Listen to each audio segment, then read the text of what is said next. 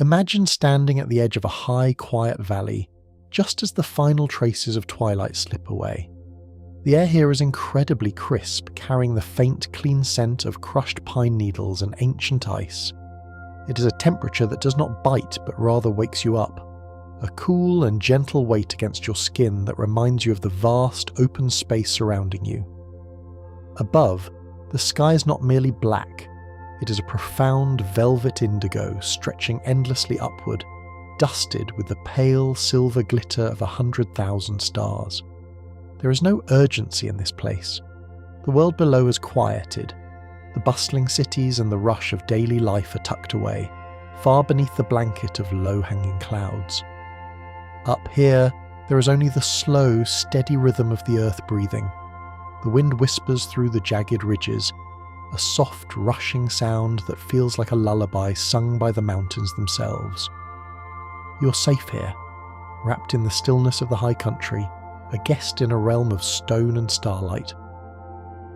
As we journey through these grand elevations tonight, discovering the quiet marvels hidden within these peaks, there is nothing you need to hold on to. You do not need to try to remember the names of the valleys or the ages of the glaciers. Let your mind soften, unclenching like a hand letting go of a heavy stone. Let the ideas and the images drift through your awareness like the gentle mist rolling over the alpine meadows. Some details may catch your imagination and linger. Others may simply wash over you, carrying you deeper into a state of profound rest. Whatever stays with you is fine, and whatever fades away is equally perfect. Your only task tonight is to listen, to breathe, and to allow yourself to be transported. Take a slow, deep breath in, drawing that cool, clean mountain air down into your lungs, and let it out with a quiet sigh. Let the weight of your day dissolve. We begin our ascent, leaving the noise behind, stepping softly into the quiet majesty of the highest places. Beneath the tranquil surface of these towering peaks lies a history of immense, slow-motion power. Long before the first forest took root or the first snows fell, the very ground you're imagining was once the floor of an ancient, vanished ocean called the Tethys Sea. The Alps are, in their essence, a frozen wave of stone, born from the slow, inexorable collision between the African and Eurasian tectonic plates. This collision, beginning tens of millions of years ago, did not happen with a sudden crash, but with a silent, continuous pressure, pushing the ancient seafloor up into the sky. When you look at the jagged spires of the Dolomites or the massive, imposing face of the Matterhorn, you're looking at marine limestone and deep earth granite folded and thrust upward, millimetre by millimetre. It is a comforting thought, in a way, to realise that the most immovable, permanent-seeming structures on our planet are actually in a state of constant, fluid motion, just moving at a pace far too slow for our eyes to perceive. The mountains are still growing today, rising a fraction of an inch every year, gracefully balanced by the gentle, wearing touch of wind and water. That wearing touch of water is most magnificently seen in the slow, sweeping rivers of ice that drape the high valleys. High up in the Bernese Alps winds the Greater Lech Glacier, a colossal ribbon of ice stretching for over 14 miles. Picture a river, broad and majestic but entirely frozen, its surface textured with deep crevasses and sweeping parallel lines of rocky debris called moraines. This massive body of ice contains billions of tons of frozen water, yet it is not static. It flows, creeping downward through the valley at a rate of up to 200 metres a year in its upper reaches. It is a landscape of profound, silent activity. The ice behaves like a thick, viscous honey, bending and shaping the bedrock beneath it, carving out the deep, sweeping valleys that will remain for eons after the ice is gone. Knowing this allows the mind to stretch its perception of time, understanding that water, in its frozen state, has the gentle but undeniable power to reshape the very bones of the earth, working with an infinite, unhurried patience.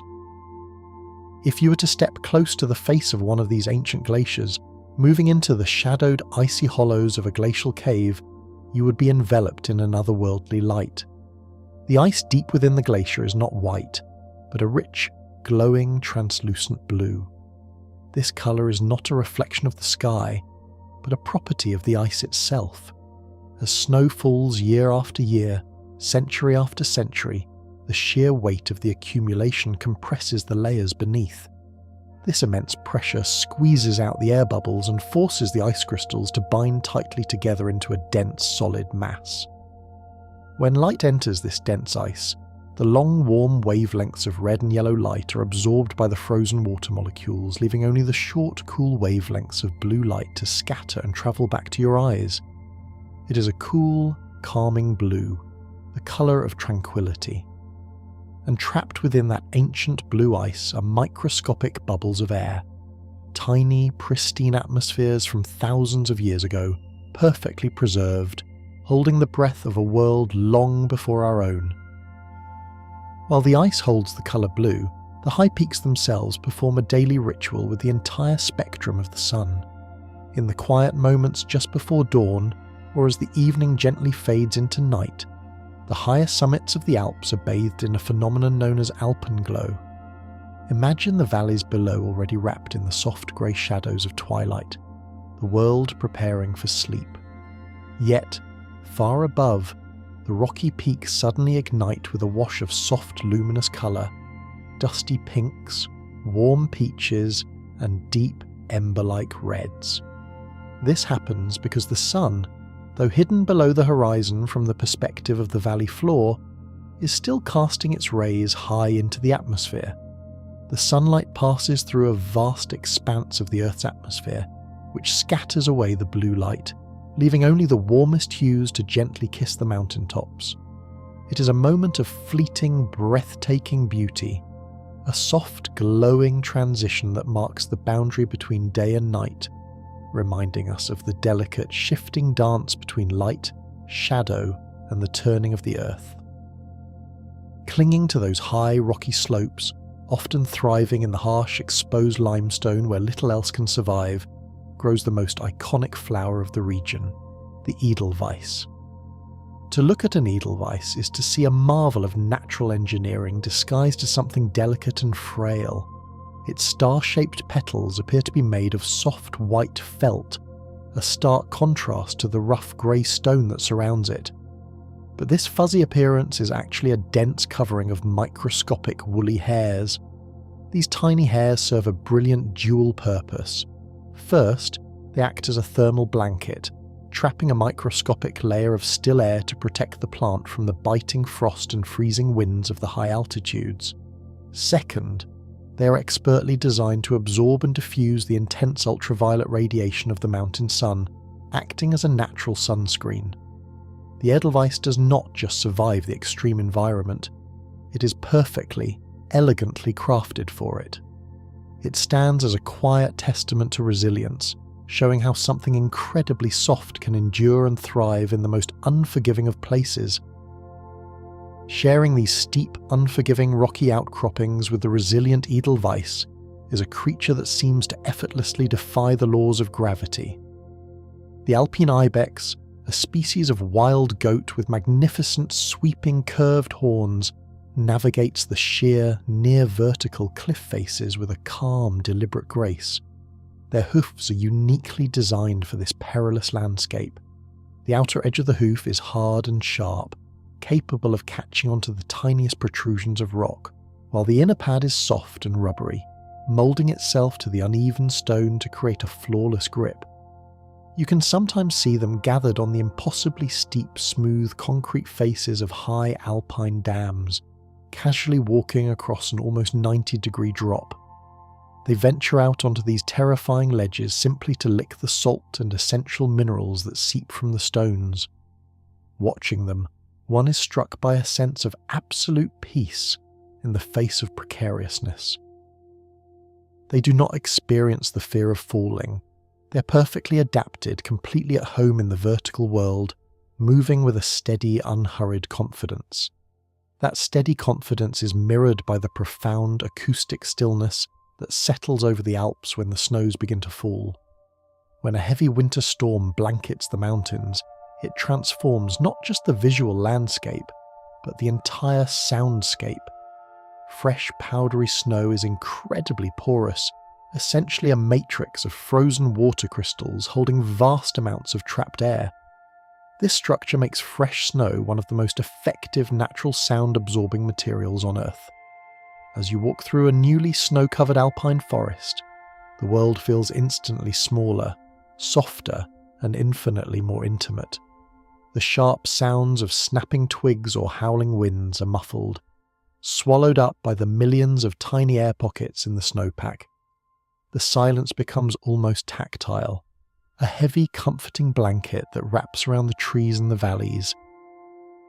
It is a pure, unblemished quiet that is rare in the modern world, a gentle hush that encourages the mind to slow down, to match the muted, peaceful frequency of the sleeping, winter-bound earth.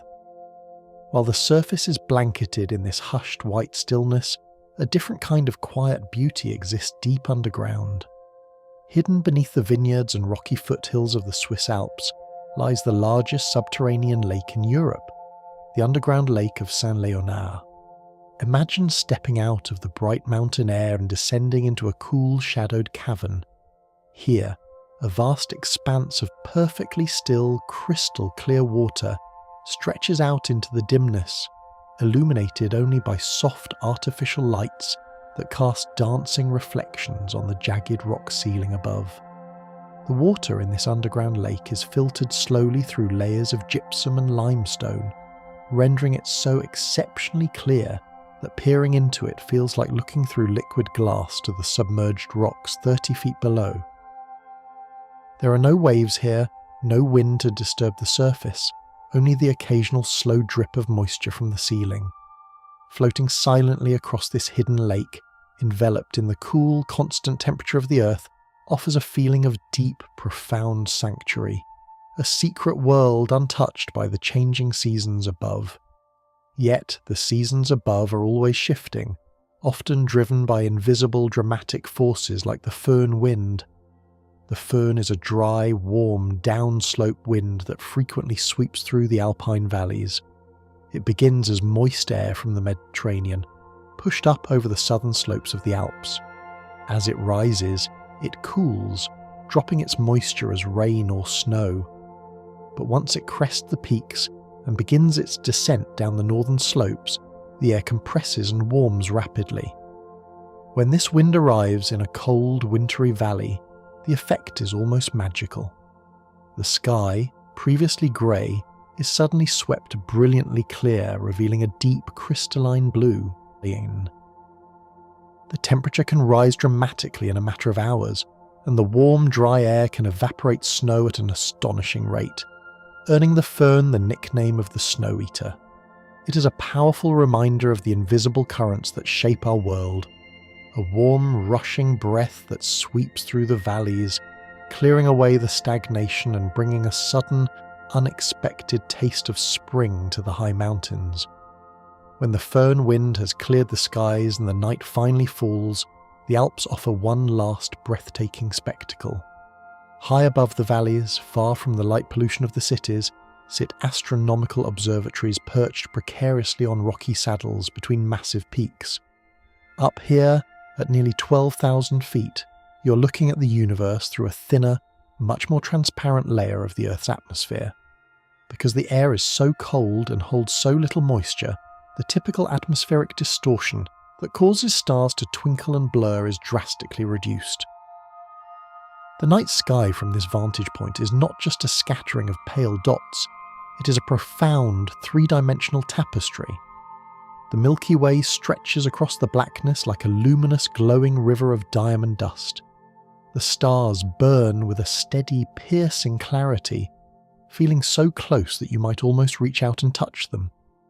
Gazing upward from the quiet roof of Europe, wrapped in the cool night air, you are granted a flawless window into the infinite, a deeply humbling and entirely peaceful reminder of our small, beautiful place in the vastness of the cosmos. As that infinite starlight rains down upon the frozen, sleeping surface of the Alps, a different, much more intimate kind of rest is taking place deep beneath the soil. Far below the frost line, safely tucked away in elaborate winding burrows lined with soft dry grass, families of alpine marmots are engaged in one of nature's most profound states of surrender. These sturdy, gentle creatures spend more than half of their lives in deep hibernation.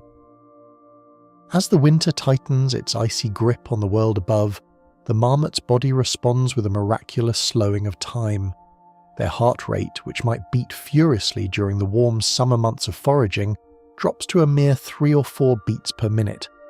Their breathing becomes so shallow, so infrequent, it is almost entirely imperceptible to the eye.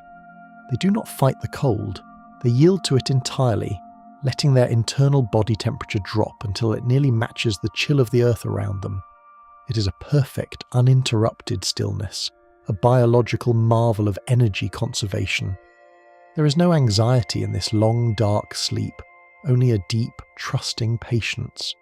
They wait out the harshest conditions, not with effort, but with profound relaxation. And as you listen to the steady, quiet rhythm of this journey, you might find your own pulse mimicking that gentle, unhurried pace. Your breath can lengthen, your muscles can soften, and your mind can simply drift, borrowing a fraction of that perfect subterranean alpine stillness. In the same quiet subterranean darkness where the marmots dream, the mountains are harbouring another, even slower process of creation. Hidden within the solid granite cores of the highest peaks are secluded hollow pockets known as alpine clefts.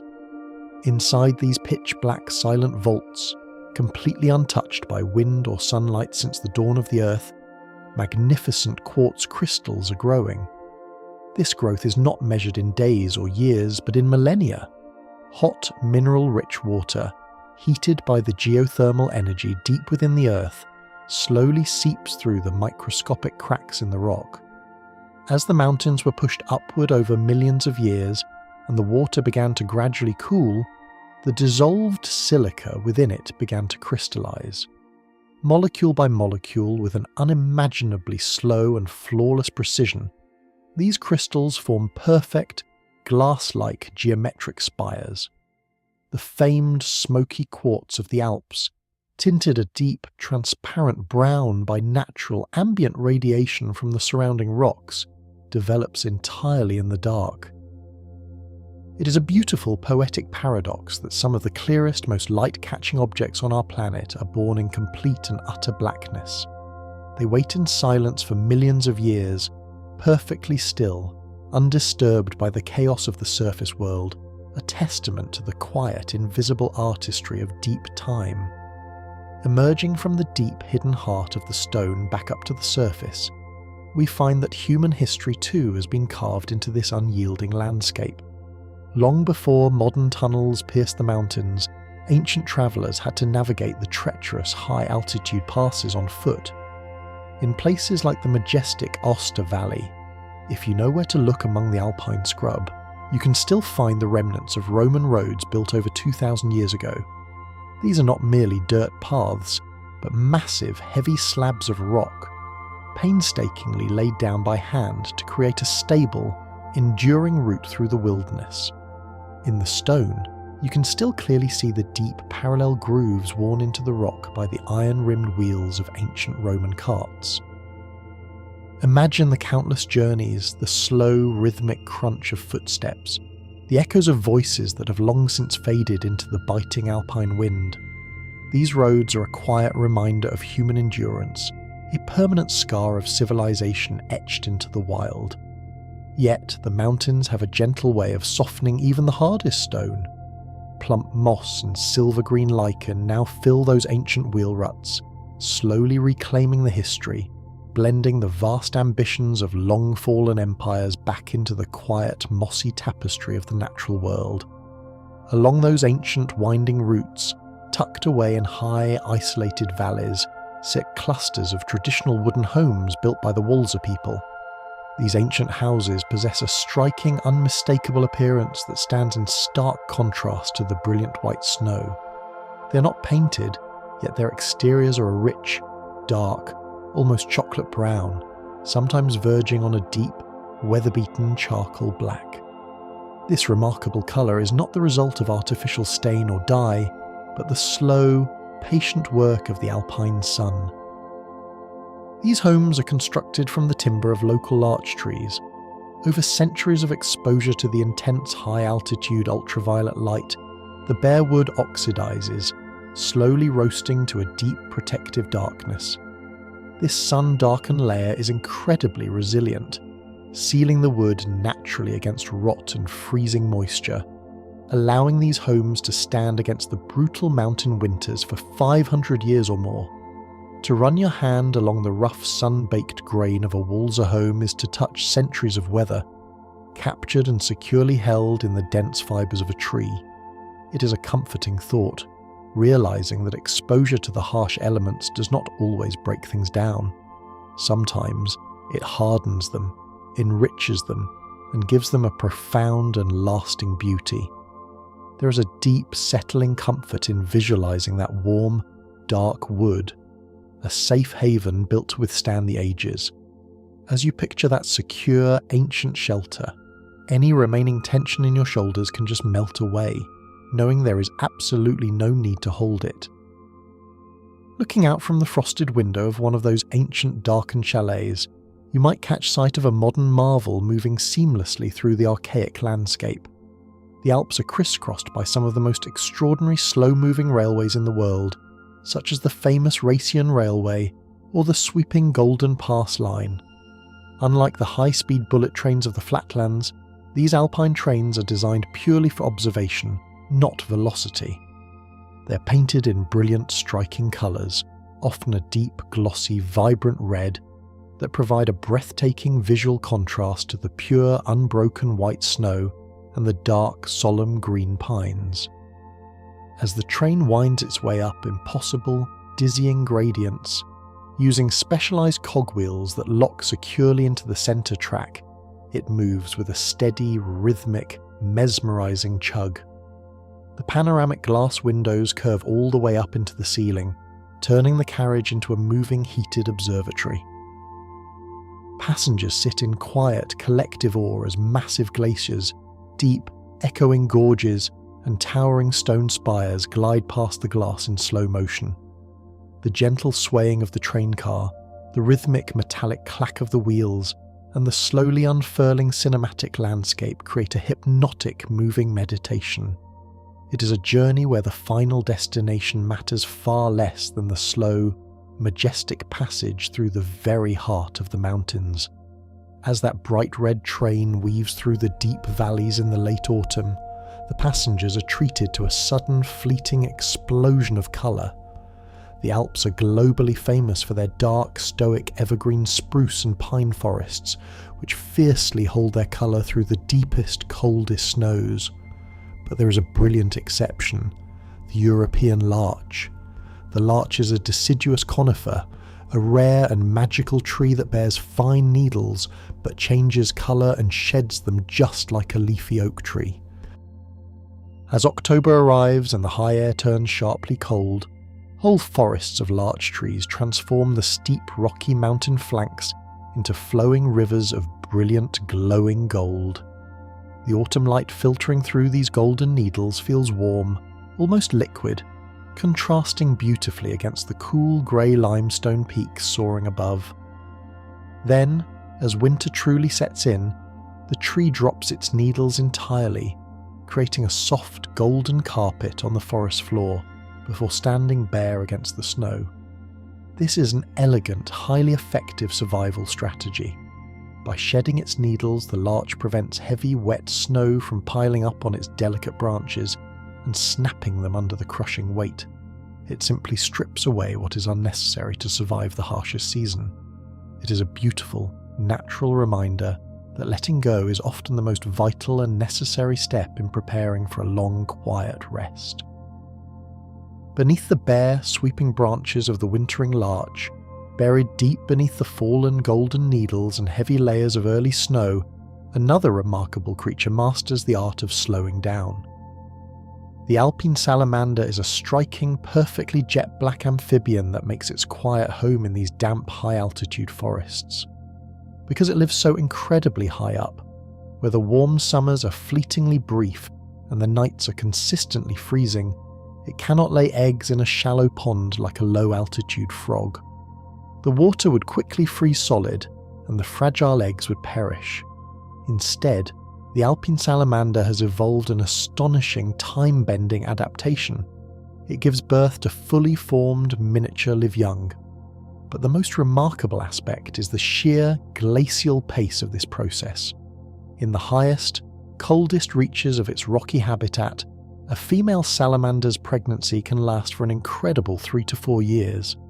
This is one of the longest gestation periods of any land animal on the entire planet, significantly longer than that of an African elephant.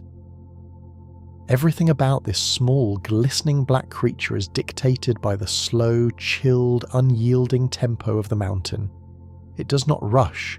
It simply waits out the ice, letting life develop at a speed measured not in fleeting weeks, but in the slow turning of seasons. It is a masterclass in profound patience, a quiet, resilient life unfolding at an unhurried pace.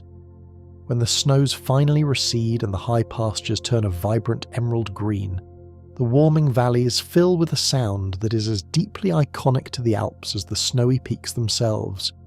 It is the deep, resonant, heavy clanking music of cowbells. This is not a random, chaotic noise, but a vital acoustic tool for the farmers who practice transhumance, the ancient seasonal moving of livestock up into the high country.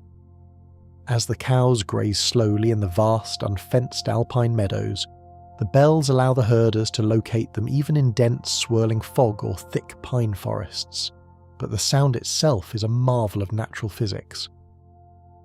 Because the high valleys are shaped like massive sweeping stone bowls, they act as natural, gigantic acoustic amplifiers.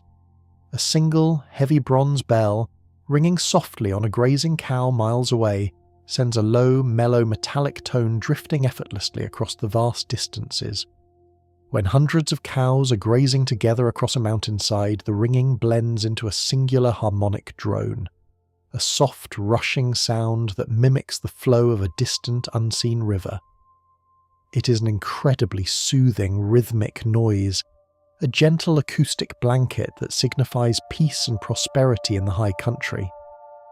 As that low, harmonic hum echoes gently in the mind's ear, you can feel the physical body sinking just a little deeper into comfort. The mind does not need to focus on any single note. It can simply ride the gentle, overlapping waves of that distant, drifting sound. The soft echoes of those bronze bells drift gradually upward, rising higher and higher through the thinning air until they reach the undisputed monarch of the range, Mont Blanc. Towering massively over the borders of France and Italy, Mont Blanc is the highest peak in Western Europe. Yet, for all its colossal, rocky foundation, the very tip of the mountain is not made of unyielding stone, but of compacted ice and snow. Because of this, the exact elevation of Mont Blanc is never truly fixed in reality. It is a mountain that literally breathes, growing and shrinking with the shifting seasons. Depending on the strength of the prevailing winds and the total volume of snowfall in a given year, the summit ridge can visibly shift its position by several meters and change its overall height by several feet. Every 2 years, an expedition of expert surveyors carefully climbs to the top to measure its current altitude, constantly updating the official maps of the world. It is a fascinating, perspective-shifting realization that the highest point on the continent, the ultimate symbol of solid permanence, is actually impermanent. It is soft at its crown. It is moulded by the invisible wind. It teaches us that even the greatest, most formidable obstacles in our world are not rigid, but fluid, constantly shifting and gently yielding to the unseen forces of the air. Deep within that shifting, snowy summit, and in the sprawling ancient glaciers that pour slowly down its flanks, lies a perfect frozen library of the Earth's history. Glaciologists drill deep into the dense blue ice of the Alps, extracting long, transparent cylindrical ice cores.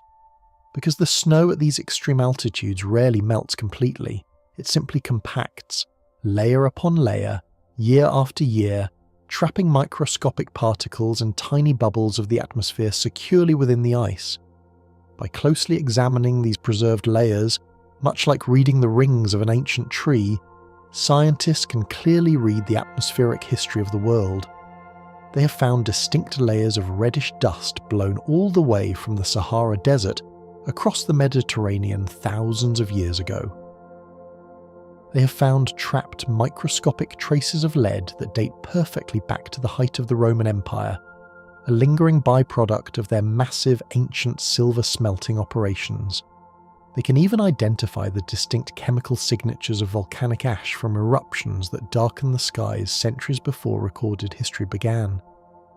The ice is a silent, unblinking witness to the turning of the Earth. It remembers absolutely everything. It holds the deep past securely in its frozen embrace, keeping it perfectly safe, perfectly still. And as we leave the high, frozen archives, slowly descending back toward the shadowed, resting valleys, we can deeply appreciate the comforting quiet of a world that remembers its history without ever needing to speak it aloud. That frozen history, held so safely within the ancient ice, eventually yields to the slow warming of the sun, creating spaces where patient life begins to flourish. Where the glaciers have gently retreated, leaving behind scattered boulders and coarse mineral-rich soil, a resilient splash of colour emerges, the alpine rose.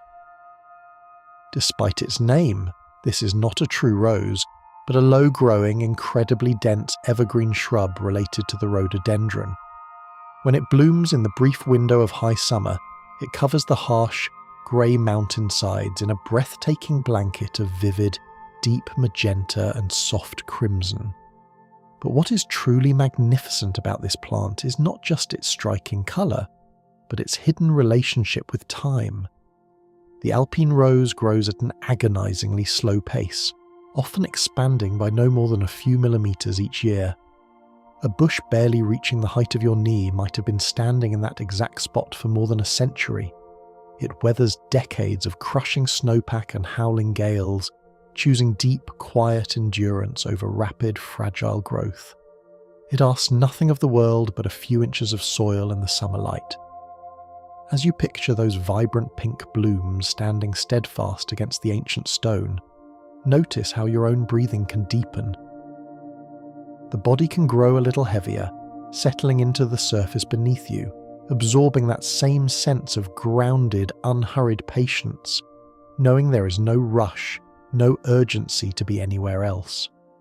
Moving smoothly through those low, crimson shrubs is a creature whose entire existence revolves around the graceful art of disappearing. The rock ptarmigan is a small, plump alpine bird that has mastered the magic of seasonal camouflage. During the summer, its feathers are a speckled, mottled pattern of brown, grey and gold, making it virtually invisible against the lichen-covered rocks and alpine soils.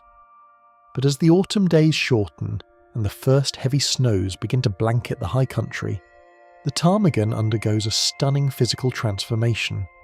It sheds its earthy tones and grows a dense, completely new coat of pure, flawless white feathers. It becomes a ghost of the snowfields. Even its feet, which in summer are bare, sprout thick layers of warm white down, acting as built-in snowshoes that allow it to walk silently across the deepest powder without sinking. This is an elegant harmony between an animal and its environment. It does not fight the snow, it becomes the snow. It reminds us that sometimes true safety is found not in resistance, but in soft adaptation. When we align ourselves with the changing seasons and the shifting environments around us, we can move through the world with a quiet, frictionless grace, leaving barely a footprint behind on the frozen earth. That frozen earth, over millions of years, has been sculpted into shapes of breathtaking geometry. If you were to trace the skyline of the Swiss and Italian border, your eye would inevitably be drawn to the impossibly sharp, striking silhouette of the Matterhorn. Rising like a massive, jagged pyramid against the deep blue sky, it looks as though it was intentionally carved by a giant's hand. And in a way, it was. The Matterhorn is a classic example of what geologists call a pyramidal peak, or a glacial horn. It was not simply pushed up into this neat four-sided shape by tectonic forces. Instead, over countless millennia, 4 separate massive glaciers sat in the valleys surrounding a much rounder mountain. As these immense rivers of ice slowly ground away at the rock, dragging away billions of tons of stone, they bit deeply into the sides of the peak. They carved 4 steep, curved bowls known as cirques. When these expanding bowls finally met back to back, all that was left of the original mountain was the central towering spire we see today. The Matterhorn is quite literally a monument defined by what is missing. It is a masterpiece of subtraction, showing us that immense, striking beauty can be created not just by adding layers, but by the slow, patient removal of the unnecessary. Seeking shelter within the shadow of these massive sculpted spires, human beings have built a remarkable network of high-altitude sanctuaries.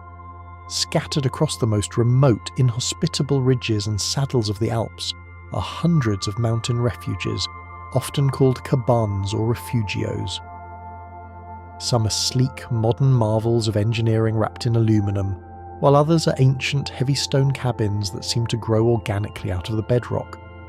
Perched at altitudes where no trees can grow and no roads can reach, many of these vital shelters are supplied entirely by skilled helicopter pilots who drop provisions onto tiny, windswept landing pads.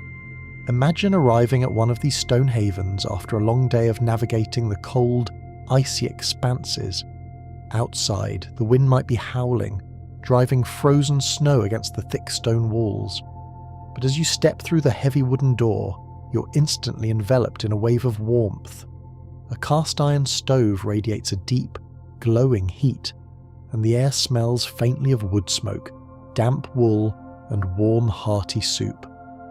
The contrast between the vast, freezing indifference of the wild and the concentrated, deliberate warmth of human hospitality is deeply comforting.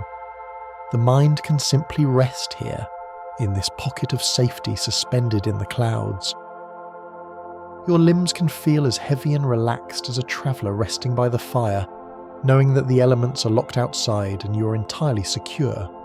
From that cosy, wood-warmed interior, the mind might wander to the forests far below, where the wood for that fire was originally gathered. It is in those steep, sloping forests that another beautiful, distinctly alpine tradition begins, the crafting of the alphorn. This iconic instrument, which can measure over 12 feet in length, was originally used by lonely herdsmen to communicate across vast valleys. But the most fascinating aspect of a traditional alphorn is that its sweeping, curved shape is not entirely created by human hands. To craft the perfect instrument makers must venture onto the steep, avalanche-prone hillsides to find a very specific type of spruce tree. They search for a tree that was bent near its base by the heavy, crushing weight of sliding snow while it was just a sapling, forcing it to grow outward in a natural sweeping curve before reaching up toward the sunlight. The wood from this naturally bent tree is then meticulously split, hollowed out with curved blades, and bound back together with natural roots or cane. Because it has no keys, valves, or buttons, it can only play the pure, natural harmonic series. The resulting tone is incredibly rich, resonant, and mellow. When played, the sound waves roll across the valleys, echoing softly off the distant granite walls, turning the entire mountain range into a vast natural concert hall. The deep, mellow vibrations of the alphorn drift down the slopes, eventually fading into the soft, constant rushing sound of water. The Alps are often referred to as the water tower of Europe, and for good reason. Within these high, glaciated valleys lie the humble, quiet beginnings of some of the continent's most powerful and historically significant rivers. Deep in the Swiss Alps, high above the deep gorges, a series of small, icy streams trickle out from beneath the shrinking tongues of the Tommersee and the surrounding glaciers. These delicate, interwoven ribbons of crystal-clear water, weaving their way quietly through the moss and the grey stones, are the birth of the Rhine. Not far away, another massive river, the Rhone, begins its journey from the vast frozen face of the Rhone glacier. It is profoundly humbling to stand at the edge of a tiny, babbling alpine brook, easily narrow enough to step across, and realise that you are looking at the infancy of a massive waterway that will eventually widen into a mighty artery, defining international borders, nourishing millions of acres of farmland, and carrying immense ships out to the distant sea. It reminds us that every massive, sweeping force in the world, every grand journey and profound change begins as a small, quiet, almost imperceptible trickle. The greatest movements often start in absolute stillness. As that quiet water falls, it often shatters against the rocks, filling the high air with a fine, invisible mist. When this moisture meets the unique light of the high elevations, it can conjure one of the most ethereal and breathtaking optical illusions on Earth, the Brocken Spectre. Imagine a lone hiker standing on a high, knife-edge ridge just as the sun is beginning to rise behind them. Below the ridge, the valley is filled with a dense, swirling ocean of grey fog. As the low, golden rays of the early sun strike the hiker's back, the shadow is projected outward and downward, cast onto the bank of mist below. Because the shadow is cast upon water droplets at varying distances, it appears enormously magnified, creating the illusion of a gigantic, shadowy figure towering in the fog. But the magic deepens. The water droplets in the mist diffract the sunlight, bending it into a perfect circular rainbow, a glowing, multicoloured halo that perfectly frames the head of the giant shadow. This is called a glory. For centuries, climbers who witnessed this believed they were seeing ghosts or divine beings haunting the peaks. Today, we know it is a beautiful interplay of light, perspective, and atmospheric moisture. Yet, the wonder remains untouched. It is a gentle reminder that our perception is wonderfully fluid. The mind is invited to loosen its grip on hard reality for a moment, enjoying the beautiful, harmless illusions that nature occasionally paints on the canvas of the clouds. When the glowing halo fades and the last rays of the sun slip behind the jagged skyline, the high mountains are handed over to the creatures of the night. One might assume that the freezing thin air of the alpine night is devoid of aerial life, but the twilight brings out a remarkable silent navigator, the alpine long-eared bat. This small, furry mammal thrives at elevations where most other bats would simply freeze. They roost in the deep, insulated crevices of rock walls or within the dark attics of isolated mountain chalets. As the stars emerge, they take flight, navigating the vast empty spaces between the peaks using echolocation. What is truly remarkable is their ability to forage in such extreme conditions. They fly high above the tree line, scanning the cold, dark air for high-altitude moths and other cold-adapted insects that are blown upward by the thermal drafts. Their large, sensitive ears can pick up the faintest flutter of wings against the rushing wind. Their flight is soft, erratic, and utterly silent to the human ear. Watching their dark silhouettes dart against the starlit sky, we see a hidden ecosystem operating in perfect harmony with the dark. It is a world of quiet precision and soft movements, far removed from the loud, heavy machinery of the day. A world that thrives entirely unseen. High on those starlit ridges, anchored in the loose, freezing scree where the bats hunt, grows a plant that pushes the very limits of biological possibility. The glacier crowfoot is the highest altitude flowering plant in all of Europe, sometimes found blooming brilliantly at staggering elevations of over 13,000 feet, well over 4,000 meters. At this extreme height, the environment is brutal. There is almost no soil, only shattered, shifting rock. Snow can fall violently on any given day of the year, and the nighttime temperatures plummet well below freezing even in the height of summer. Yet, the glacier crowfoot not only survives, it thrives. It produces beautiful, delicate, five-petaled flowers that open pure white and gradually transition to a soft, rosy pink as they mature. The secret to its incredible resilience lies in its cellular chemistry. The plant naturally saturates its fleshy leaves with a high concentration of sugars. This sugar-rich sap acts as a potent natural antifreeze, significantly lowering the freezing point of the water within its cells. The plant can literally be encased in solid summer ice, freeze entirely solid, and then thaw out the next day, resuming its photosynthesis as if nothing had happened. It is the ultimate expression of softness conquering harshness. It proves that extreme resilience does not always require a hard, impenetrable shell. Sometimes the most profound strength is found in flexibility, sweetness, and a quiet, unyielding will to bloom. If you were to trace a line down from that isolated pink flower, descending the mountain face, you would eventually encounter a profound, invisible boundary written directly onto the landscape. This is the alpine tree line.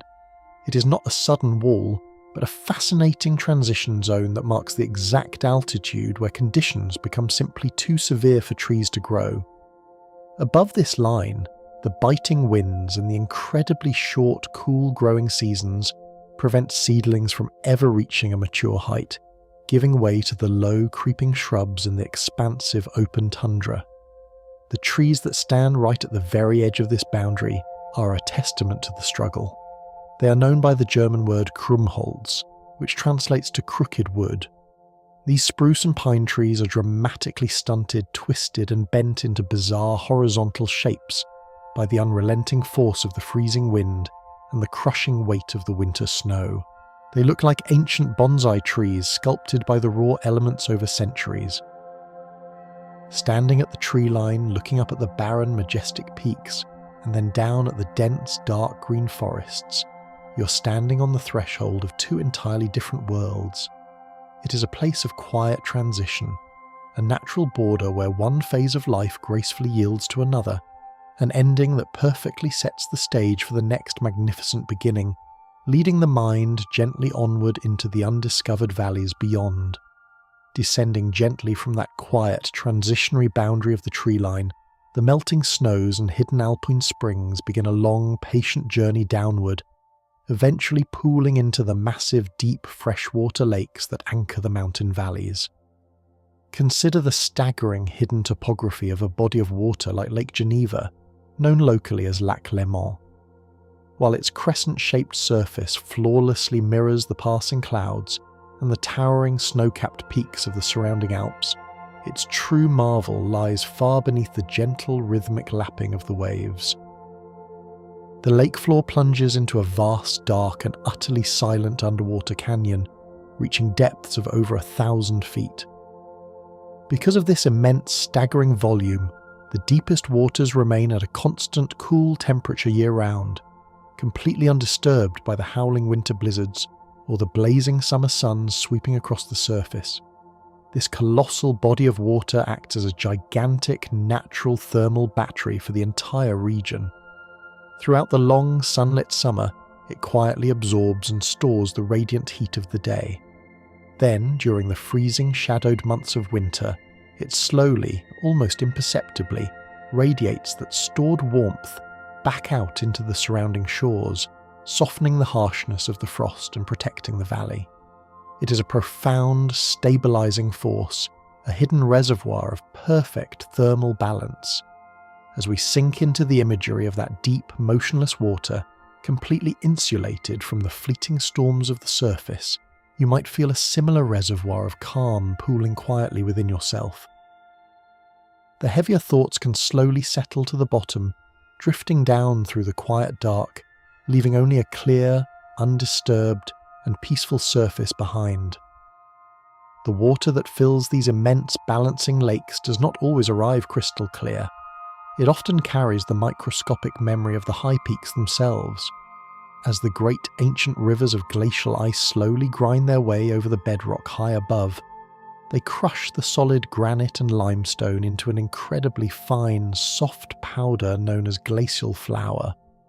This rock dust is so infinitesimally small, so beautifully lightweight, that it does not immediately sink when it's swept away by the rushing summer meltwater. Instead, it remains suspended in the current, floating effortlessly as it flows down through the winding gorges and into the lakes of the lower valleys. When the bright, high-altitude sunlight finally strikes this suspended rock dust, a breathtaking optical alchemy occurs. The tiny suspended particles naturally absorb the warmer red and yellow wavelengths of the sunlight, but they brilliantly reflect and scatter the cooler wavelengths back to our eyes. This gentle diffraction transforms the rivers and lakes into a luminous, opaque turquoise, a vivid shade of glowing cyan that seems almost too bright to be entirely natural. Against the sweeping dark green canvas of the pine forests and the stark grey permanence of the cliff faces, this sudden ribbon of glowing blue provides a magnificent, striking visual contrast. It is an elegant reminder that even the hardest, most unyielding stone on earth, when subjected to the slow, patient and persistent touch of time and ice, can eventually be transformed into a river of pure, flowing colour. Above those glowing turquoise lakes, the alpine atmosphere frequently performs its own magic trick of transformation, completely inverting our understanding of the sky. During the colder, quieter months of the year, the valleys are often blanketed by a dense, heavy layer of low-lying fog. From the perspective of the valley floor, the day appears entirely grey, muted, and softly cloaked in mist. But if you were to take a slow, winding funicular railway up the side of the mountain, climbing steadily upward through the damp silver shadows, you would eventually experience a phenomenon known as a thermal inversion. Suddenly, you break entirely through the ceiling of the fog and emerge into a world of blinding, pristine clarity. Above the mist, the skies are flawless, deep azure, and the sun shines with a brilliant, warming intensity. Looking back down at the valley you just left, you do not see the ground. Instead, you see a vast, rolling ocean of fluffy white clouds, stretching out to the horizon like a sea of static waves. This is the Nebelmeer, the Sea of Clouds. Only the very highest, sharpest peaks of the Alps pierce through this soft white blanket, looking like scattered rocky islands in a silent, frozen ocean. To stand on a sunlit ridge above the inversion is to feel a profound sense of elevation and detachment.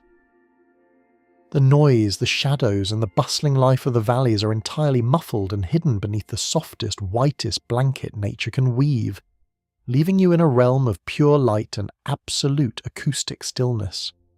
Playing effortlessly in the thin, invisible thermal currents above that sweeping sea of clouds is a creature that seems to treat the harsh alpine environment as its own private playground. The Alpine Chorf, a sleek jet-black bird in the crow family, is instantly recognizable by its striking bright yellow beak and its vividly red legs. But it is not their colouring that captures the imagination. It is their absolute mastery of the mountain winds. While other animals hunker down or seek shelter from the fierce, swirling updrafts that rake the high peaks, the chough actively seeks them out. They do not merely fly, they perform joyful, acrobatic ballets in the sky. You can watch them catch a rising column of warm air, letting it lift them hundreds of feet into the blue without a single flap of their wings. They tuck their feathers, dive at breathtaking speeds, tumble through the air and suddenly pull up to ride the invisible waves of the wind, seemingly for no other reason than the sheer thrill of movement. They are the supreme opportunists of the sky, turning the formidable, intimidating forces of the mountain weather into an effortless game. Watching their dark silhouettes carve graceful, looping arcs above the snowfields is a masterclass in letting go of resistance. They remind us that when we stop fighting the unseen currents around us and instead learn to ride them, movement becomes effortless and the journey becomes something deeply joyful. That same wind, sweeping down from the peaks and rushing over the expansive rolling snowfields, occasionally creates a fleeting, delicate masterpiece on the ground below. Under a very specific, rare set of meteorological conditions, when the snow is exactly the right temperature of moist and sticky, and the wind blows with just enough sustained rolling force, the landscape spontaneously begins to sculpt itself. the wind will catch a tiny lip of surface snow and slowly begin to roll it forward, gathering more and more snow with every revolution, exactly like a child rolling the base of a snowman. These are known as snow rollers. Left entirely to the invisible hands of the wind, they form perfect hollow cylinders resembling delicate white bales of hay or giant, frozen pastry shells scattered across the pristine white slopes. Because they are hollow in the centre and shaped by the breeze, they are incredibly fragile, holding their perfect geometric form only briefly before the temperature shifts or the wind shatters them back into powder. Finding a field of undisturbed snow rollers is like walking into a secret gallery of natural ephemeral art. It is a quiet testament to the creative, playful potential of the elements. And just as the wind easily shapes the snow without forcing it, notice how your own breath can roll in and out with that same gentle, unforced momentum. Your breath shapes the moment, rising and falling in a soft, continuous cylinder of air, effortless, rhythmic, and entirely natural. While the surface of the snow offers these large geometric wonders, a much closer look at the ice reveals a microscopic marvel of survival that defies all logic. If you were to stare closely at the surface of a seemingly barren frozen alpine glacier on a mild winter day, you might notice tiny dark specks that appear to be moving. These are the glacier fleas. Despite the name, they are not actually fleas, but a type of tiny wingless insect called a springtail, measuring barely a millimetre in length. What makes the glacier flea so astonishing is that it does not just tolerate the freezing temperatures, it absolutely requires them to live. Its entire life cycle plays out on the surface of the ice and snow. Its dark, almost black coloration is a deliberate evolutionary trait designed to absorb the maximum amount of faint, high-altitude solar radiation to keep its tiny body active. But its true superpower lies within its chemistry. To survive the plunging nighttime temperatures, the insect's body naturally produces complex sugary antifreeze proteins, preventing the water within its microscopic cells from crystallizing and shattering.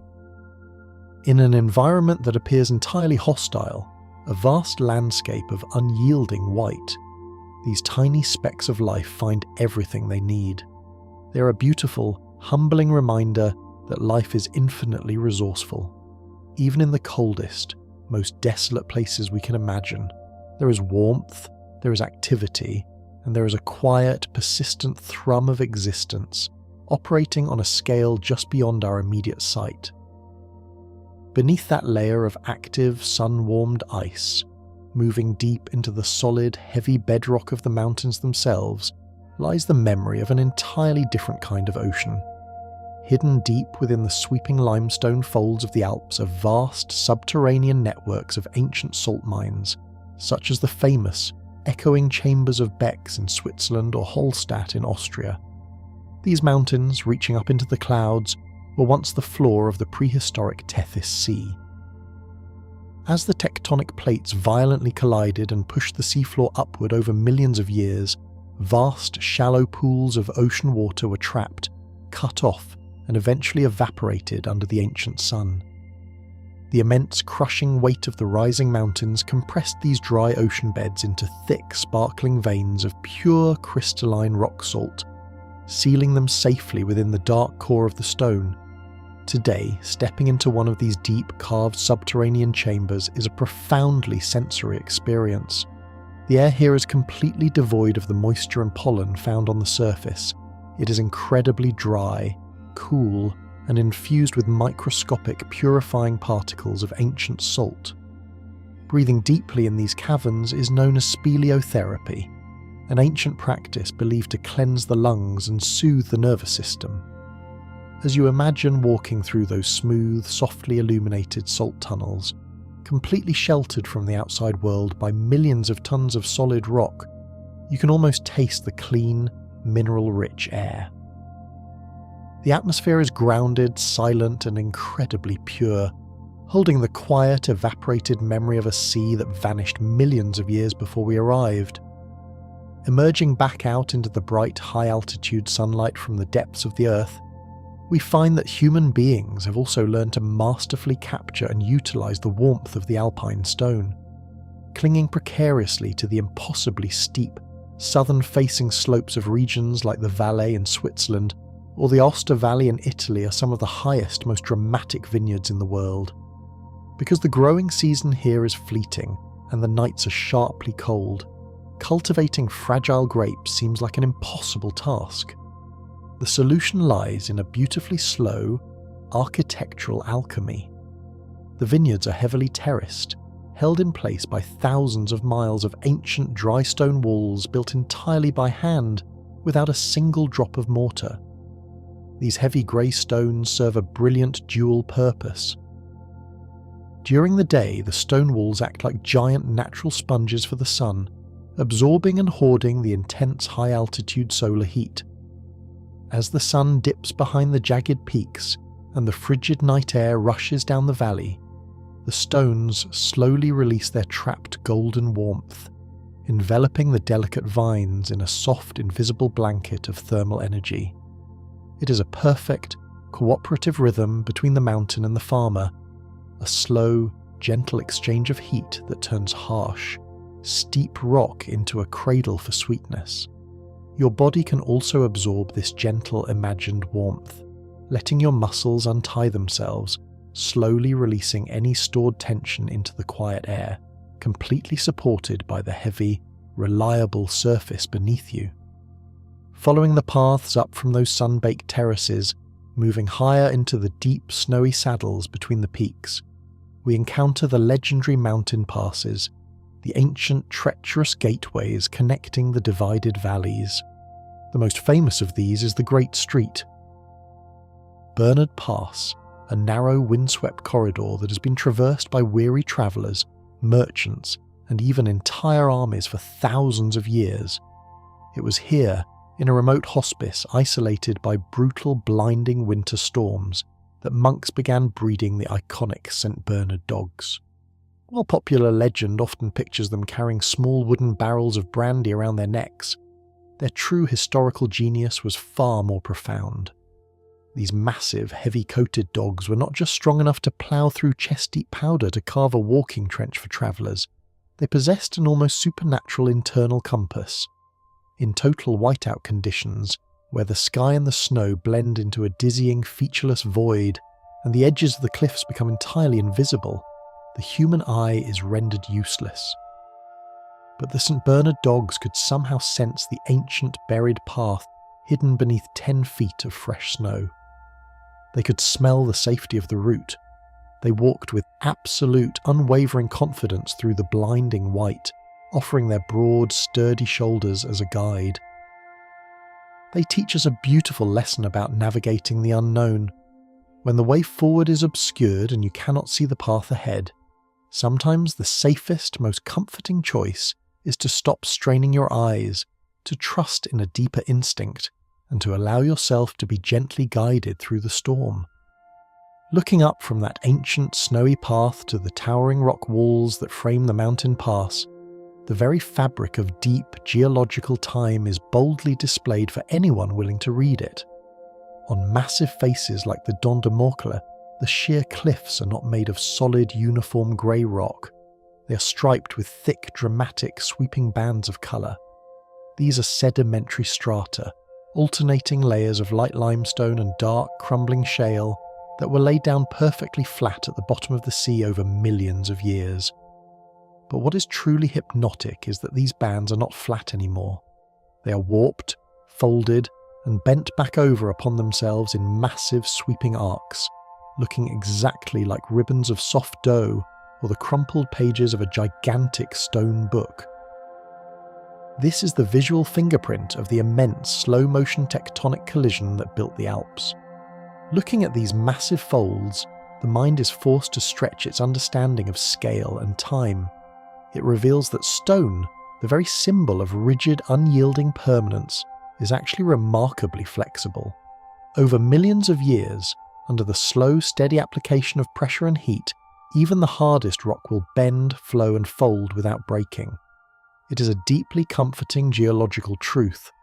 It suggests that rigidity is an illusion, and that even the heaviest, most formidable obstacles in our path have the capacity to yield, to gracefully bend into beautiful new shapes, softly preparing the landscape for the deep, echoing valleys that lie just ahead. Descending gently into those undiscovered, echoing valleys that lie just ahead, we find that they're shaped by forces so massive and deliberate that they completely alter our perception of movement. While we often think of glaciers strictly as glowing blue rivers of solid ice, the Alps harbour a darker and equally powerful phenomenon known as rock glaciers. High up in the secluded basins of regions like the Engadine, vast fields of jagged, heavy grey boulders appear completely static, looking to the casual observer like the frozen aftermath of an ancient landslide. But beneath this seemingly motionless surface, these massive stones are bound tightly together by a thick matrix of deep permafrost and ancient ice. Because of this hidden, frozen core, the entire boulder field is actually flowing downhill. It moves with an agonizing, almost imperceptible slowness, often creeping forward by only a few inches a year. It is a river made entirely of solid stone, cascading down the mountainside at a pace that is completely invisible to the human eye. To stand silently before a rock glacier is to witness the ultimate expression of geological patience. It reminds us that profound, landscape-altering progress does not always require urgency or sudden force. Sometimes the most massive, enduring transformations happen so quietly and so incredibly slowly that they look exactly like perfect, unwavering stillness. Bordering the lower edges of these slow-moving rivers of stone, anchoring themselves fiercely in the thin, mineral-rich soil, are the majestic guardians of the high alpine forest, the Swiss stone pines. Also known as the Ave or Arola pine, these rugged, deeply textured trees thrive in an environment where almost nothing else can take root, frequently living for more than 1,000 years. They brave the most punishing winter storms, their thick, sweeping, dark green branches bending gracefully and yielding under the heavy weight of the snowpack. But their true magic lies not just in their physical resilience, but in the profound, calming gift they offer to the surrounding air. The dense wood of the Swiss stone pine contains a high concentration of pinosylvin, a naturally occurring essential oil with a deep, warm and intensely woody fragrance. For centuries, traditional alpine carpenters have purposefully used this untreated wood to panel the quiet interiors of high-altitude bedrooms and to carve heavy timber beds. Scientific studies have shown that inhaling the scent of this ancient wood actively lowers the human heart rate, saving the resting heart thousands of beats per night and gently inducing a significantly deeper, more restorative cycle of sleep. As that imagined scent of warm pine resin fills the room, the breath naturally settles. The chest rises and falls with an effortless weight, and the physical body can sink just a little deeper into the surface beneath it, feeling completely anchored and flawlessly supported by the enduring strength of the forest. Looking out from the frosted, quiet window of a pine-panelled room into the early, hushed alpine morning, one might witness an atmospheric phenomenon of breathtaking, delicate beauty. On the absolute coldest, clearest winter days, when there is not a single cloud in the sky and the high mountain air is flawlessly still, the atmosphere itself begins to gently sparkle. This captivating event is known as diamond dust. It occurs only when the air near the surface of the Earth becomes so incredibly cold that the invisible water vapour simply bypasses the liquid stage altogether, freezing directly into microscopic, highly organised ice crystals. Because these individual crystals are so unbelievably tiny and lightweight, they do not fall to the ground like traditional snow. Instead, they remain magically suspended in the freezing air, floating and drifting like a fine, glittering mist.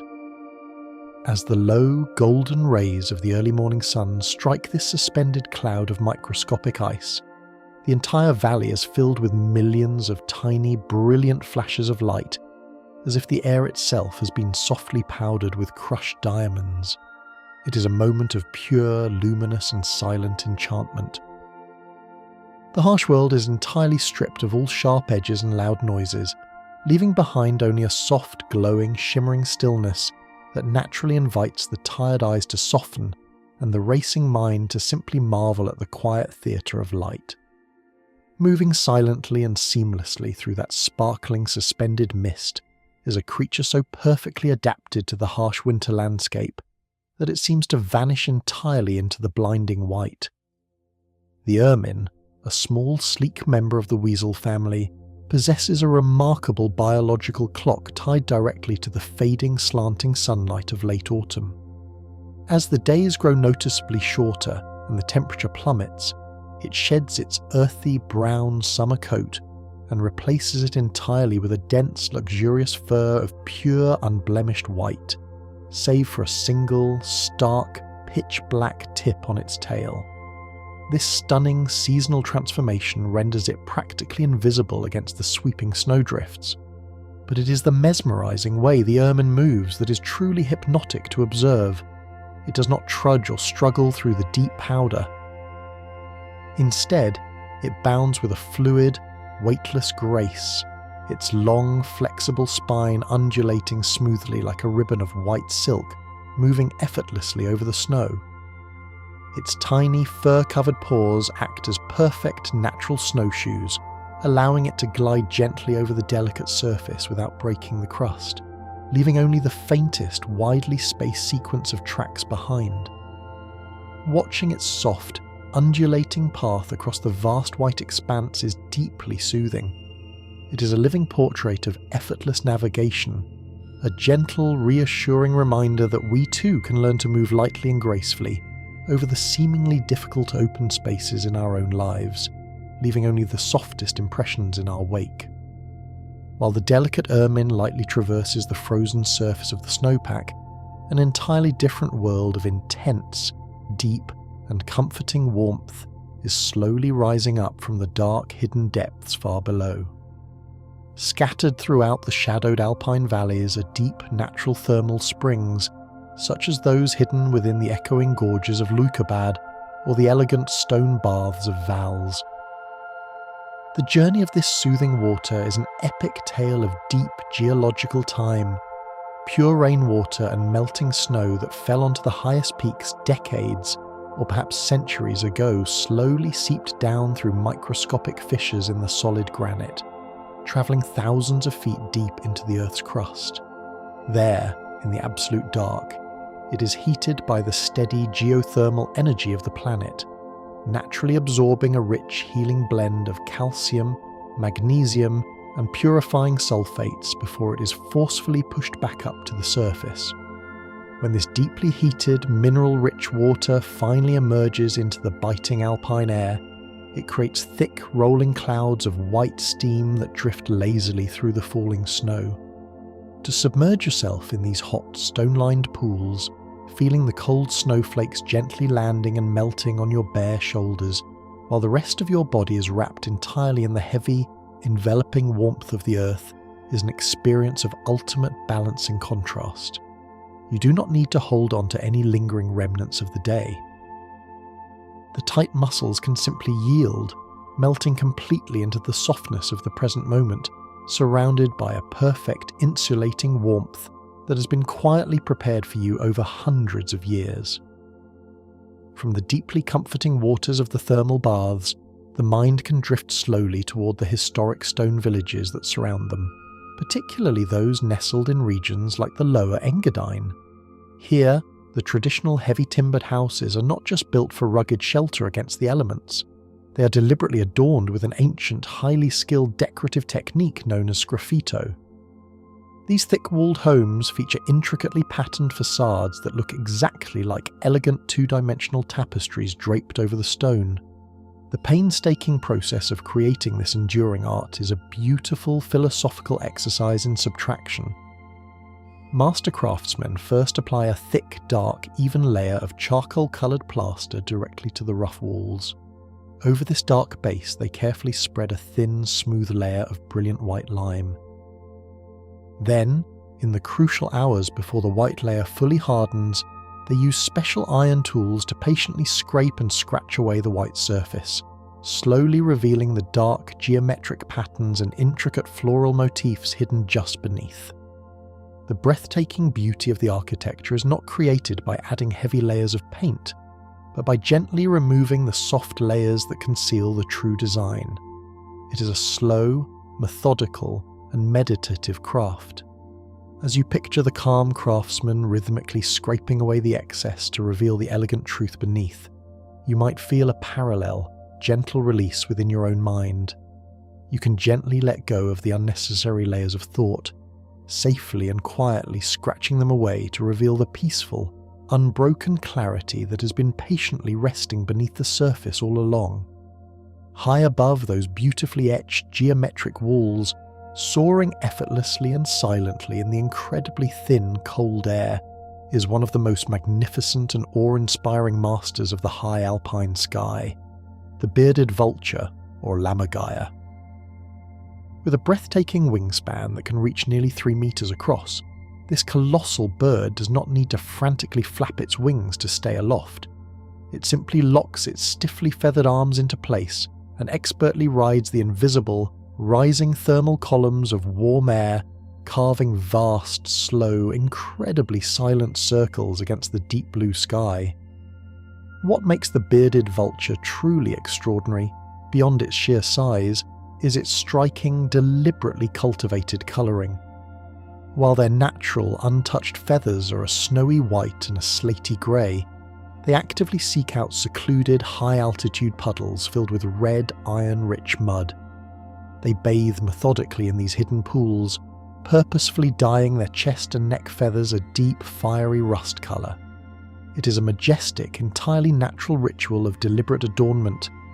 They are the silent, colourful kings of the high thermals, gliding over the jagged peaks with an absolute, unhurried and completely serene authority. Watching that sweeping, circular motion in the mind's eye is deeply hypnotic.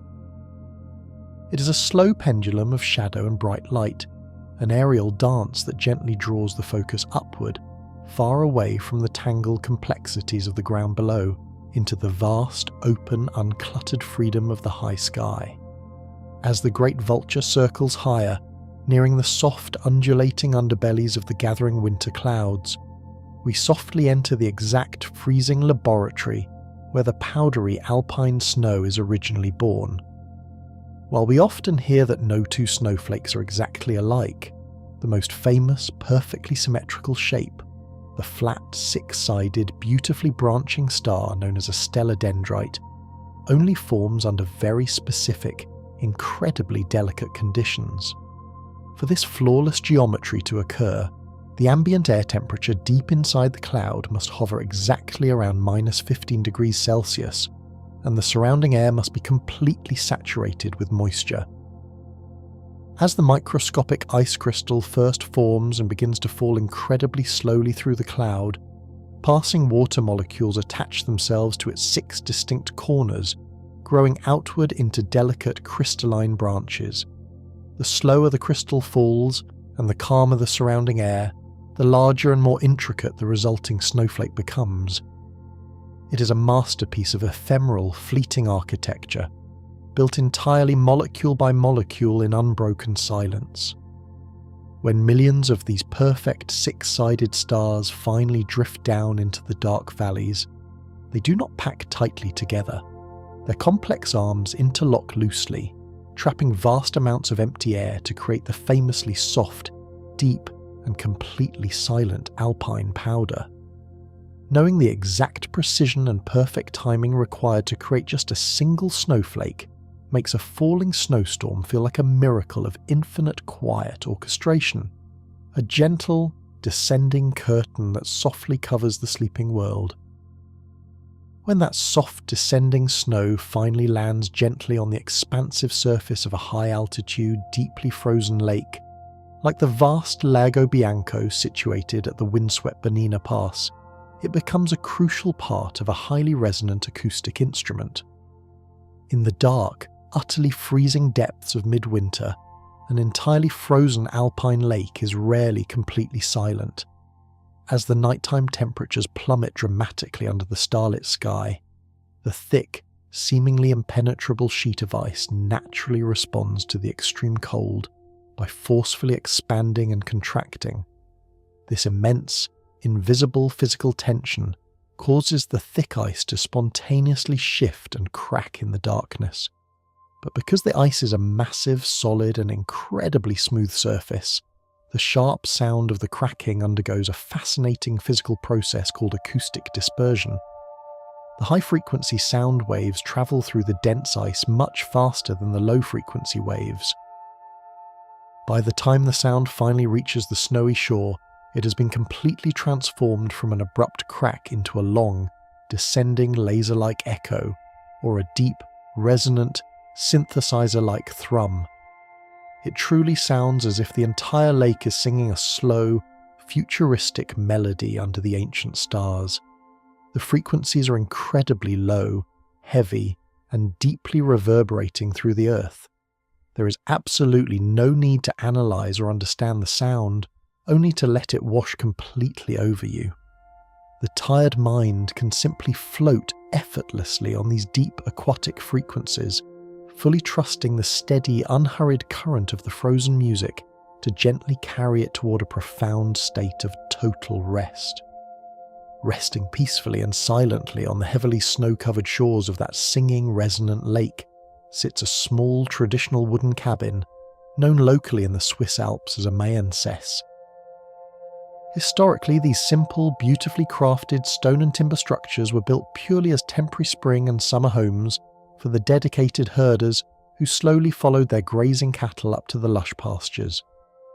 But now, in the absolute depths of winter, when the deep snowdrifts pile impossibly high against the dark, sun-baked timber and the small windows are sealed perfectly tight against the wind, the majestic sits entirely empty. Yet, it is not lonely or abandoned. It is merely resting in a state of profound hibernation. It becomes a deeply comforting physical manifestation of absolute patience. The solid cabin waits silently through the darkest, coldest months of the year, completely surrendering to the overwhelming elements, holding its ground with a quiet, unwavering strength. It does not struggle or try to fight the crushing winter. It simply lets the heavy snow thickly blanket its roof, knowing deeply that the grand wheel of the seasons will inevitably turn. It waits patiently for the slow thaw, for the eventual triumphant return of the softening warmth and the vibrant life of spring. Sitting quietly with the vivid image of that small dark cabin wrapped in a pristine blanket of white, you can fully embrace that exact same sense of patient, trusting surrender, knowing with absolute certainty that the deepest rest naturally prepares the way for the slow, beautiful return of the light, leading softly and seamlessly into the quiet wonders still waiting patiently to be revealed. That quiet wonder waiting patiently to be revealed often begins with the very ground beneath the sleeping mountain cabin, where a hidden geological treasure resides, far more delicate than the heavy stone foundations. Deep within the central Alps, particularly in the fissures of the granite massifs, you can find the Gwindel quartz. These are not your typical straight, needle-like crystals. Instead, they are rare, naturally twisted crystals that appear to have grown in a slow, spiraling dance. This singular distortion happens because of a specific, minute shift in the crystal's internal molecular lattice as it grows over thousands of years in the darkness. The result is a stone that looks as though it is gently turning or talking, capturing a sense of movement in an object that is fundamentally solid and still. It is a striking reminder that even at the atomic level, the Earth possesses a kind of fluid grace. To imagine these crystals tucked away in the cold, dark silence of the mountain, perfectly formed, slowly twisting, and utterly undisturbed, is to touch a form of peace that transcends human time. As you settle deeper into this moment, you might imagine your own thoughts becoming like those clear, twisting crystals, cool, quiet, and perfectly at home in the stillness of the deep earth. The slow, spiraling growth of the quartz finds a surprising echo in the ancient rhythmic cycles of the alpine larch forests that blanket the slopes above the crystal veins. In the high-altitude valleys of the South Tyrol, there stand individual larch trees that have witnessed the turning of more than 800 winters. These trees are masters of a very specific seasonal economy. Unlike their evergreen cousins, the larches are deciduous conifers. They are the only needle-bearing trees in the Alps that completely shed their foliage to survive the crushing weight of the snow. In the autumn, their needles turn a brilliant liquid gold, a final flare of warmth before they drop to the forest floor to create a soft, insulating mulch. By shedding their needles, the larches significantly reduce their surface area, allowing the heavy winter gales to whistle through their bare branches without snapping them and preventing massive snowdrifts from weighing them down. This ability to let go of what is no longer needed is their greatest strength. It is a profound survival strategy that teaches us the value of release. Just as the larch stands bare and unburdened in the winter wind, you can allow yourself to shed the weight of the day's concerns, letting them fall away like golden needles, leaving you light, resilient, and ready for a deep, restorative rest. Beneath the bare, resting branches of the ancient larches, the very soil of the Alps holds a secret of immense balancing power that keeps the mountain ecosystem in a state of constant, quiet health. This is the work of the alpine soil crust, a microscopic living tapestry of lichens, mosses, and cyanobacteria that knits the loose mountain earth together. Though it appears to the casual eye as merely a dark, bumpy texture on the ground, this biological crust is an incredibly sophisticated engineer. It acts as a living skin for the mountainside, preventing erosion during the violent spring snowmelts and capturing nitrogen directly from the thin mountain air to fertilize the soil for the wildflowers of summer. When the crust is dry, it enters a state of deep, dormant stasis, becoming brittle and still. But with the first touch of morning dew or a gentle rain, it instantly rehydrates, turning a vibrant, healthy green and resuming its quiet work of nourishing the earth. It is a humble, nearly invisible foundation of life. The realization that such a small, quiet layer of life is responsible for holding the massive slopes together brings a sense of profound security. The world is being held in place by billions of tiny, quiet hands, working in perfect, silent unison. You are part of this stable, supported world, and you can let your body grow heavier now, trusting the ground beneath you to be just as firm, just as cared for, and just as deeply rooted. While the soil crust works in microscopic silence, the high atmosphere above the peaks is home to a different kind of quiet, one that is so absolute it can change the way you hear your own heartbeat. In the high-altitude basins of the Alps, far from the interference of human machinery or the rustle of lowland forests, there exist pockets of acoustic purity. Because the air at these elevations is much thinner and often incredibly cold, sound waves behave differently than they do at sea level. The lack of dense vegetation and the presence of vast, smooth snowfields mean that there is almost nothing to reflect or distort sound. In the dead of winter, on a day with no wind, the silence is so profound that it becomes a physical presence. It is a heavy silence, one that seems to press gently against the ears, smoothing out the internal noise of the mind. In this rare, pristine environment, you can hear the faint crystalline tinkling of individual snowflakes landing on a frozen crust, or the distant muffled thrum of a glacier shifting miles away. It is an invitation to listen to the stillness itself. As the breath settles into a slow, easy rhythm, you might find that this alpine silence is not an empty space, but a full and comforting embrace, a quiet sanctuary where the mind can finally cease its constant chattering and simply be. As the silence of the high peaks deepens, the sky above begins to reveal a phenomenon that looks like the very breath of the mountains made visible. High above the jagged ridges of the Eiger or the Jungfrau, you may see the formation of lenticular clouds. These are perfectly smooth, lens-shaped clouds that hover motionless in the sky, looking remarkably like silver discs or capstones placed atop the summits. Despite appearing still, they are actually formed by a constant, powerful flow of moist air being forced upward by the mountain's massive face.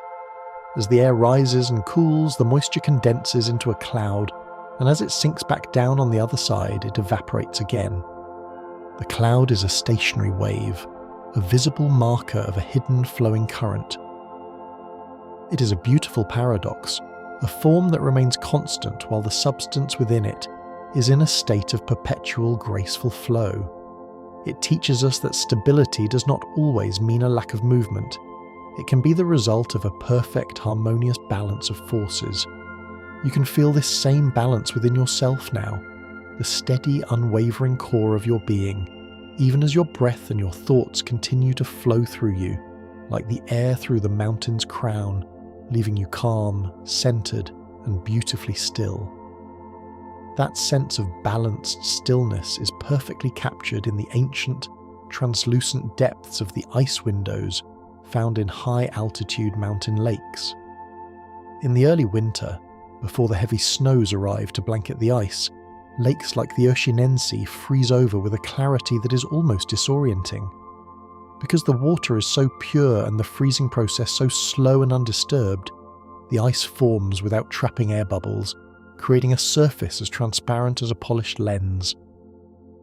If you were to look down through this frozen window, you would see straight to the bottom, where ancient water-worn boulders and slumbering aquatic mosses are preserved in a world of quiet, emerald green light. Sometimes you can see large frozen bubbles of methane trapped mid-ascent, looking like white suspended pearls or a galaxy of tiny moons caught in a crystal sphere. It is a world suspended in time, a perfect intersection of the liquid and the solid. Looking into these depths is a meditative experience. It pulls the gaze downward, away from the wide horizon and into a deep, intimate focus. It reminds us that clarity often comes from a slow, cold, and quiet settling of things. As the mind settles to night, it too can become clear and transparent, allowing you to see through the surface of your thoughts into the deep, calm, and undisturbed spaces within. This clarity of the ice finds a warm rhythmic counterpoint in the tradition of the cow's homecoming, or the Des Alps, which marks the end of the high summer grazing season. As the first breath of autumn chills the air, the herds that have spent months in the high, lonely pastures begin their slow, ceremonious descent to the valley floor. This is not a rushed journey. It is a stately, rhythmic procession. The cows are adorned with massive, ornate flower crowns made of alpine roses and sunflowers, and they wear their finest, deepest toned bells.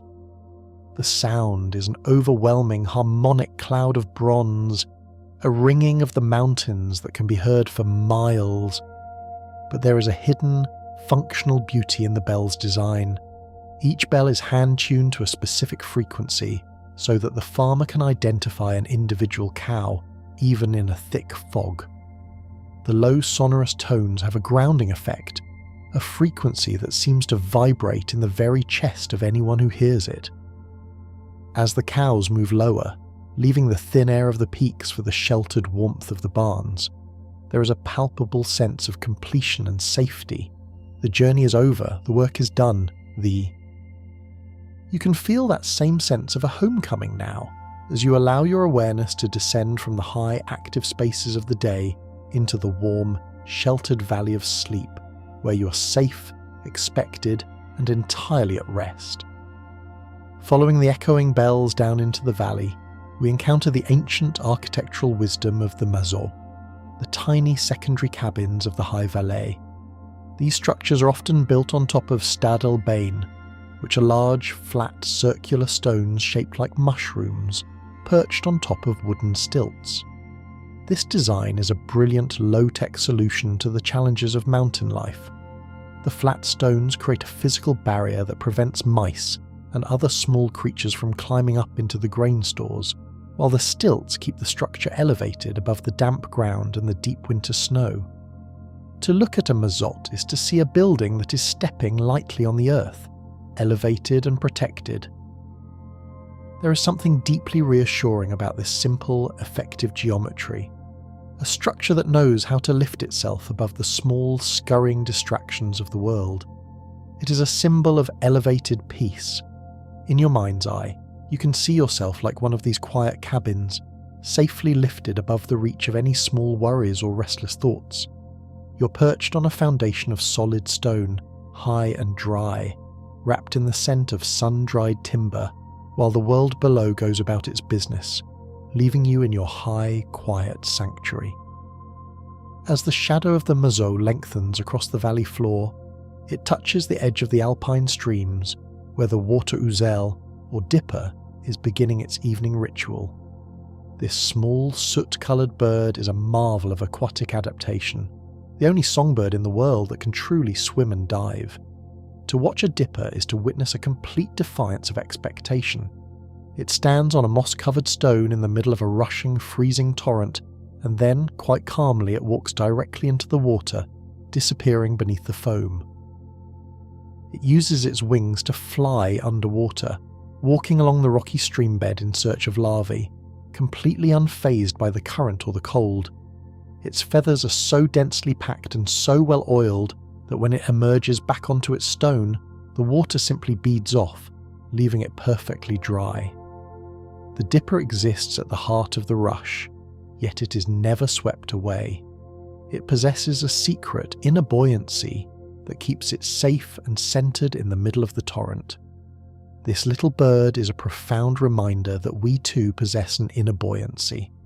No matter how fast the current of life may seem to flow, there is a part of us that remains dry, centered, and calm, able to walk through the rush without being overwhelmed by it.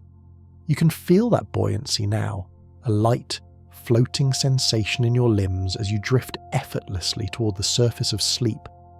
The dipper's evening song, a series of clear, whistling notes that rise above the sound of the water, eventually fades as the golden hour transforms the limestone faces of the Dolomites into a glowing coral-pink cathedral.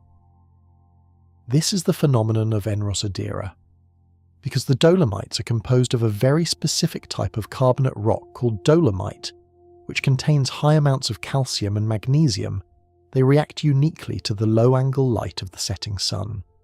For a few brief minutes, the grey, cold stone appears to ignite from within, turning vibrant shades of orange, violet, and rose.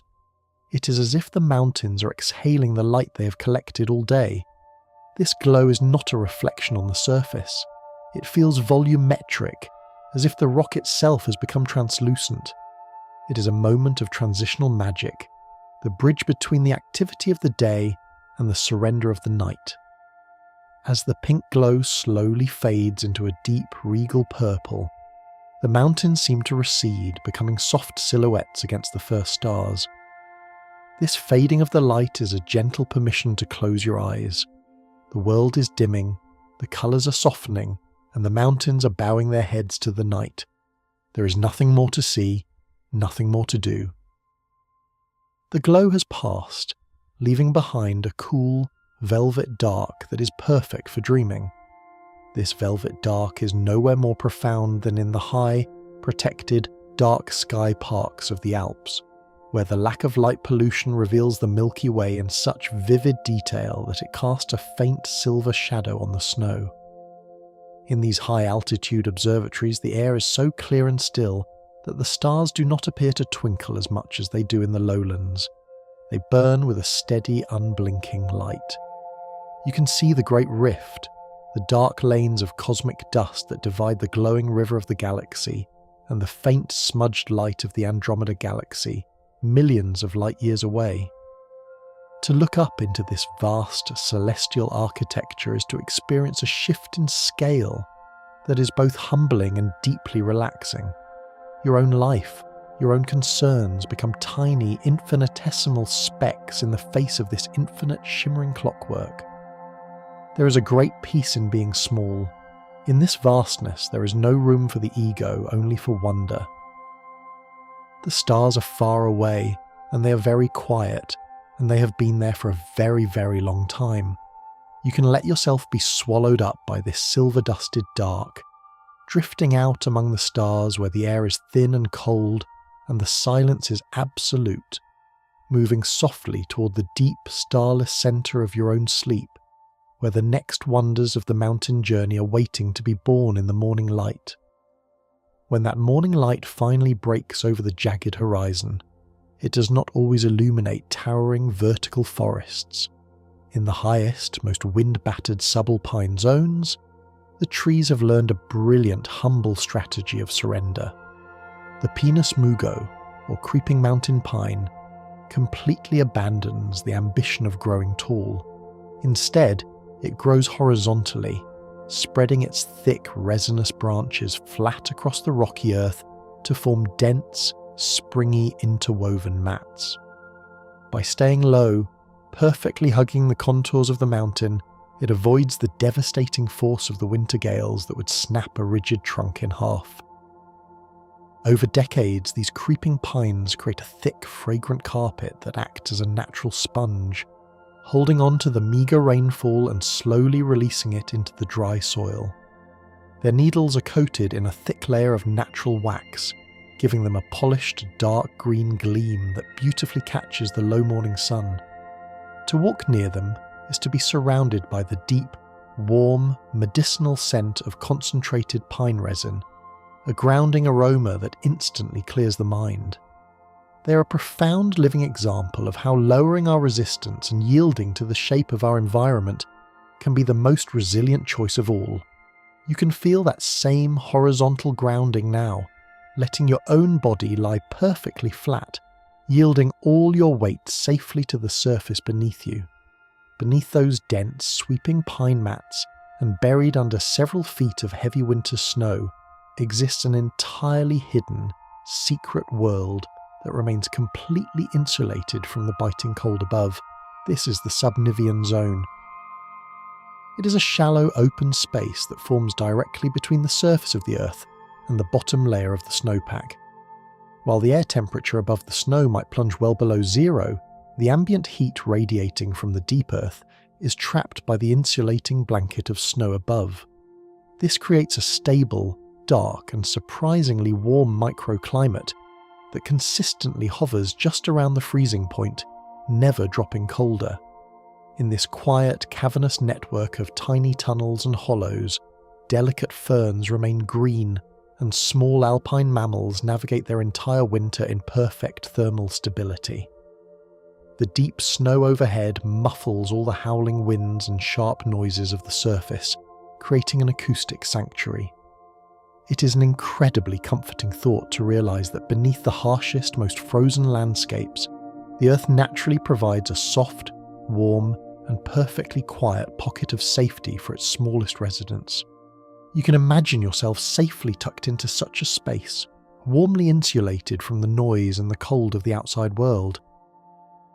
Clinging to the damp, sheltered rocks within that quiet subnivean zone, living in microscopic forests of dormant moss, is an organism that has mastered the ultimate form of patience. The tardigrade, often affectionately called the water bear, is a microscopic, eight-legged creature that moves with a slow, lumbering, deeply endearing grace. When the alpine environment becomes too harsh, too dry, or completely frozen, the tardigrade does not perish. It simply enters a state of suspended animation known as cryptobiosis. With astonishing biological precision, it pulls its legs inward, curls into a tiny sphere, and slowly replaces the water within its own cells with a specialized sugar called trehalose. This miraculous sugar acts as a cellular antifreeze, essentially turning the tiny creature's internal structure into a perfectly stable, suspended state of glass. In this glass-like slumber, it can survive the absolute freezing temperatures of the high peaks, waiting for years or even decades in perfect stillness. When the spring meltwater finally returns, touching the dry moss, the water bear rehydrates and effortlessly resumes its slow, wandering life within a matter of minutes, as if no time has passed at all. It is a beautiful testament to the power of pausing, showing us that sometimes the best way to endure a long winter is simply to become still, allowing the seasons to turn until the environment softens once again.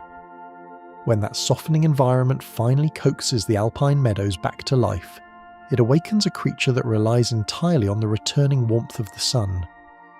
The Apollo butterfly is a magnificent large-winged insect that graces the high-altitude valleys, easily recognizable by its translucent, delicate white wings marked with vivid, striking crimson eye spots.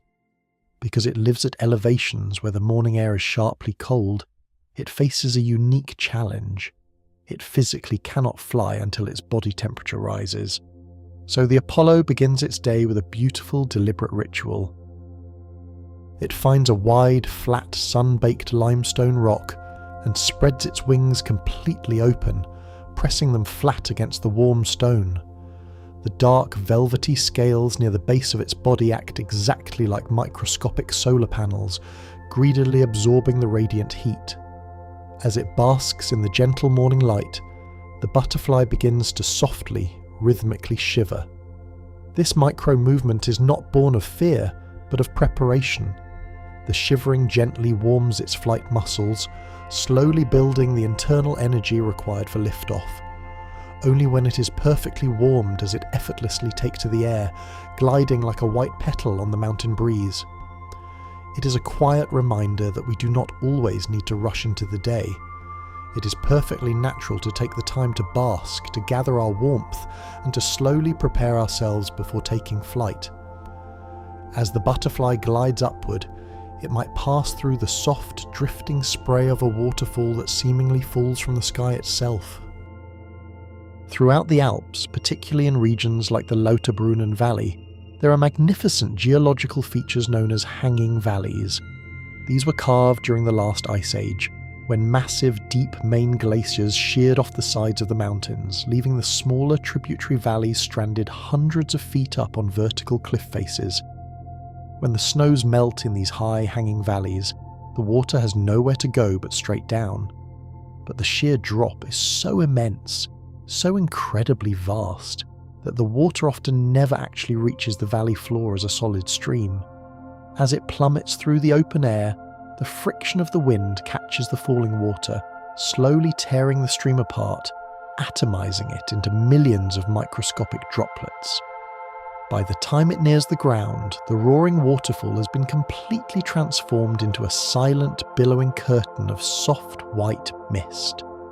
It drifts gently across the lower meadows, watering the deep green grasses without ever making a sound.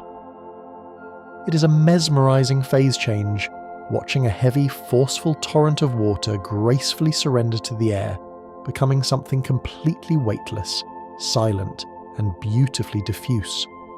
That same soft, drifting mist can occasionally gather and organize itself into a massive, slow-moving atmospheric spectacle. In the high, sweeping expanse of the Engadine Valley, a highly specific weather phenomenon occurs on crisp autumn mornings, known affectionately as the Maloja snake.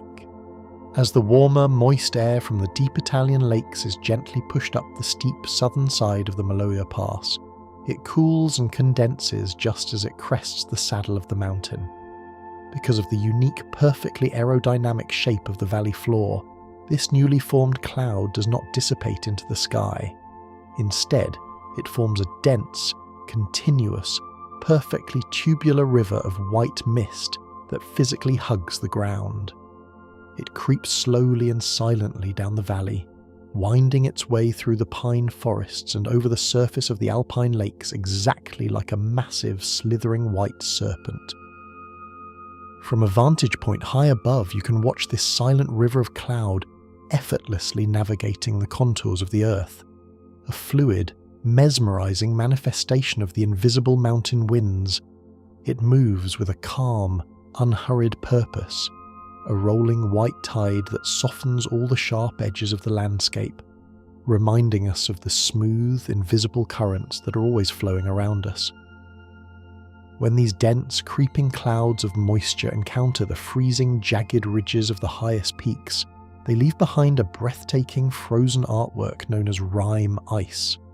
Sometimes called meteoric frost, this phenomenon occurs when a cloud is made entirely of supercooled water droplets, water that remains in a liquid state even though its temperature is well below freezing.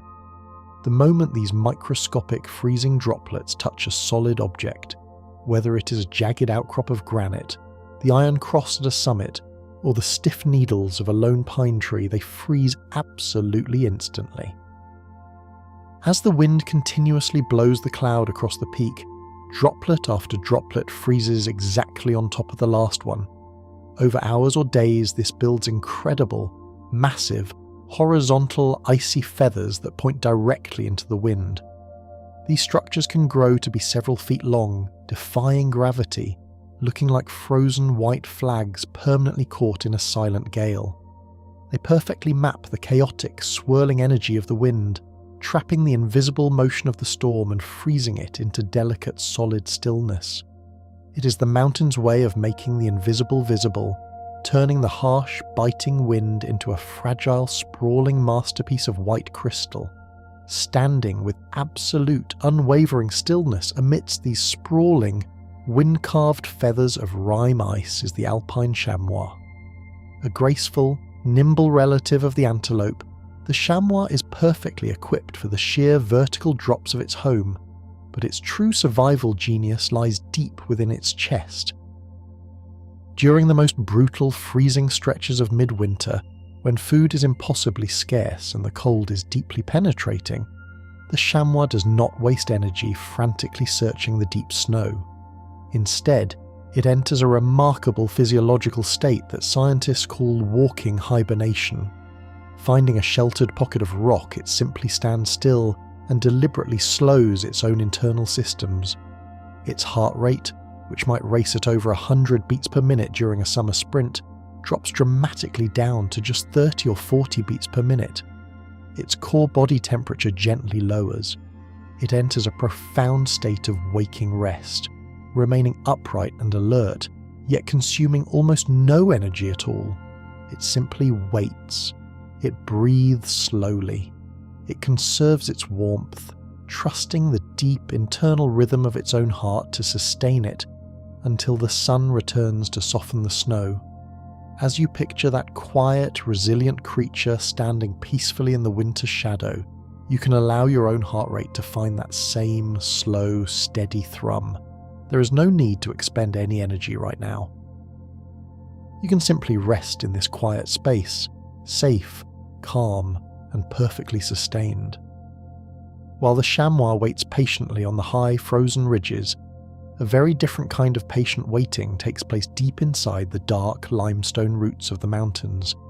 Throughout the Swiss and French Alps, there are vast subterranean cellars dedicated entirely to the ancient art of affinage, the slow, careful aging of massive wheels of mountain cheese like Gruyere or Beaufort. These natural caves offer the perfect, unchanging environment, utter darkness, a constant cool temperature, and high natural humidity. Here, thousands of heavy golden wheels rest on rough-hewn spruce planks for years at a time. The air is thick with a rich, earthy, deeply savoury aroma. But the most mesmerising part of this process is how the master affineur checks the progress of the cheese. They do not cut it open. Instead, they use a small, specialised acoustic hammer made of bone or dense wood. They move through the dark, echoing aisles, gently tapping the hard rind of each wheel and leaning in close to listen. By reading the subtle, hollow echoes and the low, resonant frequencies vibrating through the solid wheel, they can hear the exact size of the tiny gas pockets forming inside and judge the perfect texture of the cheese entirely by sound. It is an art form rooted entirely in deep listening, a quiet communion between the craftsman and the slow, invisible alchemy of time. Returning from the deep, resonant darkness of the caves back up to the blinding white expanse of the high glaciers, we find a phenomenon that seems to bridge the gap between geology and biology. Scattered across the surface of the ancient, slowly moving ice are perfectly spherical, bright green balls of moss, colloquially known as glacier mice. They are completely unattached to any rock or soil. They simply rest softly on the surface of the frozen water. But what is truly magical about these tiny green spheres is that they move. Because a moss ball needs sunlight on all its sides to survive, and would quickly freeze if it rested in one position for too long, the slow, imperceptible melting of the ice beneath it, combined with the gentle nudging of the alpine wind, causes the glacier mouse to slowly roll. Over weeks and months they tumble continuously across the glacier, ensuring that every green fibre receives its share of the sun. Even more mysteriously, researchers have found that entire clusters of these moss balls tend to move together in the same direction, migrating across the ice like a slow, silent miniature herd of green creatures. They journey without legs, without minds, driven only by the gentle, invisible mechanics of the ice and the air. It is a deeply surreal and utterly peaceful image to hold in your mind. A soft green sphere rolling endlessly and effortlessly across a vast blue plain of ice, asking nothing of the world, perfectly content to be moved by the slow, quiet forces of nature, guiding us gently toward the next hidden marvels that await in the high country. As those green glacier mice slowly map the surface of the ice, they occasionally pass by another miniature marvel hidden directly within the frozen expanse, the delicate deep blue wells known as cryoconite holes. Wind sweeping across the high peaks carries a fine mixture of microscopic rock dust, soot, and even stardust, tiny fragments of cosmic material from the upper atmosphere. When this dark dust settles on the bright white glacier, it naturally absorbs the heat of the high-altitude sun. Slowly, gently, the warmed dust melts a perfect cylindrical shaft straight down into the solid ice, sometimes reaching a depth of several feet. At the bottom of each shaft, a tiny, pristine pool of liquid water forms. These miniature sapphire blue wells become entirely self-contained ecosystems, hosting microscopic life that thrives in the icy, sunlit water. It is a beautiful illustration of how something as light as a speck of dust can harness the ambient warmth to carve a sanctuary in the hardest ice. You do not need force or great effort to create a comfortable space for yourself. Sometimes just resting quietly and absorbing the gentle warmth around you is enough to softly melt away the resistance of the day. Far below the sunlit surface of those glaciers, the meltwater occasionally finds a path down into the deep, dark limestone roots of the mountain, contributing to a subterranean world of staggering proportions. Tucked into the Hochkogel mountain is the Eisriesenwelt, a sprawling labyrinth that holds the title of the largest ice cave on Earth. The creation of this frozen underworld relies on a massive, slow-breathing current of air. During the winter, when the air inside the mountain is naturally warmer than the freezing atmosphere outside, cold drafts are sucked deep into the lower entrances, deep freezing the cavern walls. When the spring snows finally begin to melt on the surface, the water seeps down through the microscopic cracks in the limestone. The moment this liquid touches the supercooled rock of the lower halls, it instantly turns to ice.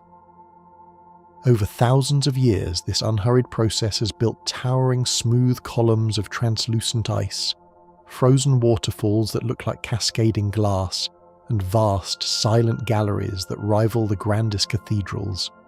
It is a place of profound, echoing stillness, where the restless, rushing energy of water is caught and held in perfect, suspended animation. As you picture those massive, smooth, silent pillars, your breathing can naturally slow to match the deep, unhurried drafts of the cavern, letting go of any lingering urgency. Emerging from the cool, echoing shadows of the mountain's core back into the upper reaches of the alpine forests, we find a creature whose mind acts as a flawless living map of the landscape. The spotted nutcracker is a striking chocolate-brown bird dusted with white markings, and it holds the singular key to the survival of the majestic Swiss stone pines. These heavy, ancient pines rely entirely on the bird to spread their seeds. Throughout the brief, golden days of late summer and autumn, the nutcracker works with a quiet, tireless dedication. It extracts the rich pine nuts and buries them in thousands of separate hidden caches across the soft forest floor, preparing carefully for the long winter. But what is truly astonishing is the bird's memory. It can successfully recall the exact locations of up to 100,000 individual seeds, even after the landscape has been completely erased by several feet of blinding, featureless winter snow. It navigates a changed, frozen world with absolute, unwavering confidence, guided by an internal map that remains crystal clear when the surface is entirely obscured. It is a comforting reminder that we too possess a deep, reliable internal knowing, even when the outer circumstances of our lives shift and change. Our core instincts and our deep memories remain securely tucked away, ready to gently guide us exactly when we need them. Just below the timberline, where the nutcrackers fly, the steep emerald green meadows are the site of an ancient, incredibly gentle agricultural tradition. For centuries, Alpine farmers have practiced the art of producing huimilch, or hay milk. In an era of rushed, industrialized farming, this tradition fiercely protects the slow, natural rhythm of the changing seasons. During the brief, brilliant summer, the dairy cows are allowed to graze freely across the high pastures, consuming a remarkably diverse diet of over 100 different species of alpine grasses, fragrant herbs, and bright wildflowers. When winter finally falls, they are not fed fermented silage. Instead, they are nourished entirely by the sun-dried hay that was carefully scythed and cured on the steep slopes during the warmest days of the year. Because the cows are eating the dried, concentrated essence of the summer meadows, their milk retains a stunning floral complexity and an incredible purity. This pristine milk is the very foundation of the region's legendary, long-aged mountain cheeses. The entire process is a masterclass in slow, deliberate preservation. It is the capturing of a fleeting summer day, the sunlight, the sweet scent of the flowers, the crisp mountain air, and holding it safely to provide deep, comforting nourishment through the darkest, coldest months of winter. In the quiet, still ponds that dot those high, wildflower-rich meadows, an amphibian leads a life of stunning hidden contrast. From above, the alpine newt appears to be a mottled, muddy grey or slate blue, perfectly camouflaged against the dark, pebble-strewn bottom of the freezing glacial pools. It looks exactly like a shadowy stone resting quietly in the water. But this unassuming exterior hides a brilliant secret. If the newt were to swim upward, rolling slightly in the clear water, it would reveal an underbelly of the most vivid, unblemished, fiery orange. It is a flash of brilliant sunset hidden completely beneath the surface. This creature thrives in waters so cold that human hands would quickly ache, yet it moves with a slow, weightless, undulating grace. During its aquatic breeding phase, it seems to defy gravity, hovering completely suspended in the middle of the water column, entirely at peace in the chilling depths. The newt is a beautiful metaphor for the hidden vibrancy and warmth we all carry inside. We do not always need to display our brightest colours to the world. There is a profound peace in knowing they are there, safely kept within, allowing us to move through our environment quietly and calmly. Just as the newt floats safely suspended in the cool water, you can feel the heavy tension unspooling from your muscles, letting yourself float weightlessly in the quiet, undisturbed comfort of your bed. As the water from those high, quiet ponds spills over the edge of the meadows, it begins a long journey downward, eventually carving some of the most surreal and hypnotic landscapes in the lower valleys. In the Italian-speaking canton of Ticino lies the Valle Verzasca. Here, the river does not simply flow over the rocks, it has spent countless millennia patiently sculpting them. The bedrock of the valley is gneiss, a beautifully banded, incredibly hard metamorphic rock. Over eons, the rushing water, carrying fine sand and pebbles, has polished the heavy stone into smooth, sweeping, otherworldly curves and deep, scalloped bowls that look entirely soft and fluid.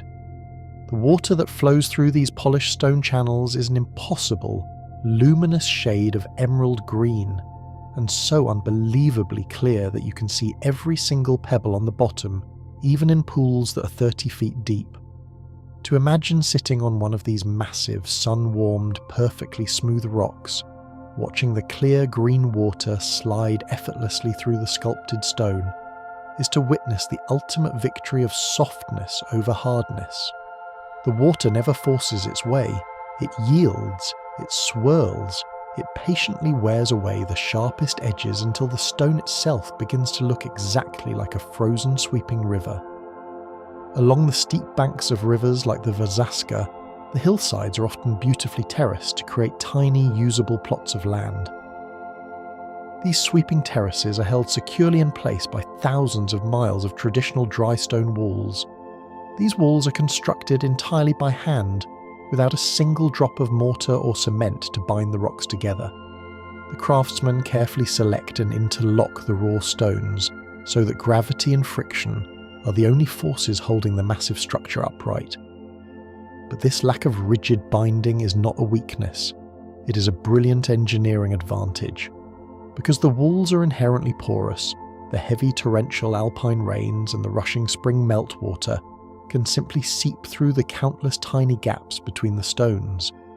If the wall were completely solid and rigid, the immense hydraulic pressure of the saturated soil would eventually crack and destroy it. By naturally allowing the water to pass through freely, the dry stone wall survives unbroken for centuries. It is a powerful lesson in the strength of yielding.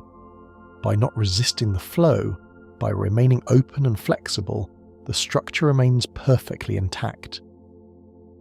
You can apply this same gentle logic to the passing thoughts in your mind. You do not need to build a rigid wall against them. You can simply let them flow through the open spaces of your awareness, leaving your inner foundation perfectly quiet, undisturbed, and deeply relaxed. That same profound respect for the natural flow of water is elegantly displayed high on the sheer, dizzying cliff faces of the Valais region. Here, ancient farmers constructed an awe-inspiring network of irrigation channels known as the Bisses, or Suonen. In order to bring the mineral-rich glacial meltwater from the high, shadowed valleys to the sun-drenched, dry vineyards far below, they had to navigate vertical rock walls. They suspended hollowed-out halves of massive larch tree trunks directly from the cliffs, securing them with heavy wooden pegs driven into the stone. The water flows smoothly along these fragile-looking wooden ribbons, miles high in the air. To ensure the water was flowing steadily without having to walk the dangerous path every single day, the farmers invented a beautifully simple acoustic alarm. They placed small wooden water wheels inside the channels, attached to a tiny wooden hammer. As long as the water flowed, the wheel gently turned, and the hammer produced a soft, rhythmic, reassuring clack, clack, clack that echoed softly across the valley. It was the steady heartbeat of the mountain's agriculture. As you imagine that rhythmic wooden pulse drifting through the clean mountain air, the mind can easily drift along with it. It is a soothing, repetitive cadence, a comforting assurance that everything is flowing exactly as it should, nourishing the quiet land below. As that flowing water finally reaches the lower valleys and the afternoon light begins to wane, the setting sun occasionally interacts with the freezing up atmosphere to create a breathtaking celestial illusion. On very cold, flawlessly still evenings, millions of microscopic, flat, hexagonal ice crystals hang suspended high in the air. As these crystals slowly flutter toward the ground, they naturally align themselves horizontally, exactly like a vast cloud of tiny falling mirrors. When the sun dips just below the jagged horizon, its last powerful rays strike the underside of this invisible cloud. The light is reflected directly downward, creating what appears to be a massive glowing vertical column of pure light shooting straight up into the darkening sky. This is known as a sun pillar. It can glow in soft shades of gold, warm peach, and deep, ember-like crimson. It looks like a mystical beacon, a gentle, towering laser of warmth drawn perfectly against the cold twilight. It is a stunning, completely silent finale to the day, a massive optical illusion created by nothing more than freezing mist and fading light. Watching that glowing pillar slowly dissolve into the violet evening sky, the last remnants of the day's waking energy are gently drawn upward and released, leaving the valley in deep, quiet, gathering shadows. Beneath that darkening sky, as the first pale stars begin to prick through the purple twilight, a master of absolute stillness settles into the snow. The mountain hare, entirely distinct from the lowland rabbits, has already transformed its coat into a thick, brilliant white to seamlessly match the winter landscape. It does not dig deep, exhausting burrows into the frozen earth. Instead, it relies on a much simpler, softer form of shelter. It finds a quiet, protected depression in the snow, often under the drooping, heavy branches of a snow-laden pine, and uses its own body heat to gently melt a small, perfectly contoured hollow known as a form. The hare backs into this soft, snowy cradle, tucks its long ears flat against its back to conserve warmth, and pulls its heavily furred paws tightly underneath its body. It closes its eyes to narrow slits and becomes perfectly, immaculately still. Its breathing slows, its heart rate gently drops, and it completely blends into the surrounding landscape, becoming nothing more than a soft, warm white shadow resting in a vast white world. It is the absolute embodiment of peaceful surrender. As you hold the image of that quiet, resting creature in your mind, you can allow yourself to sink just as deeply into your own soft, warm form, wrapping the quiet darkness around you, letting go of all movement, and drifting seamlessly into the deep, unbroken quiet of the mountain night. Looking gently up from that quiet, snowy cradle where the mountain hare rests, your gaze is drawn outward into the vast, unbroken expanse of the alpine night. If you were to look toward a thin, delicate crescent moon hanging over the jagged ridges, you might notice something truly magical in the incredibly clear, thin air of the high elevations. You can often see the entire shadowed sphere of the moon faintly glowing with a soft, ashen silver light. This captivating phenomenon is known as earthshine.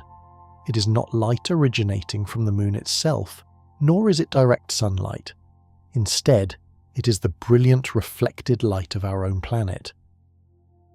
The bright high albedo surfaces of the Earth's oceans and sprawling cloud covers act like a massive cosmic mirror, bouncing the sun's rays across the vacuum of space to softly illuminate the lunar night.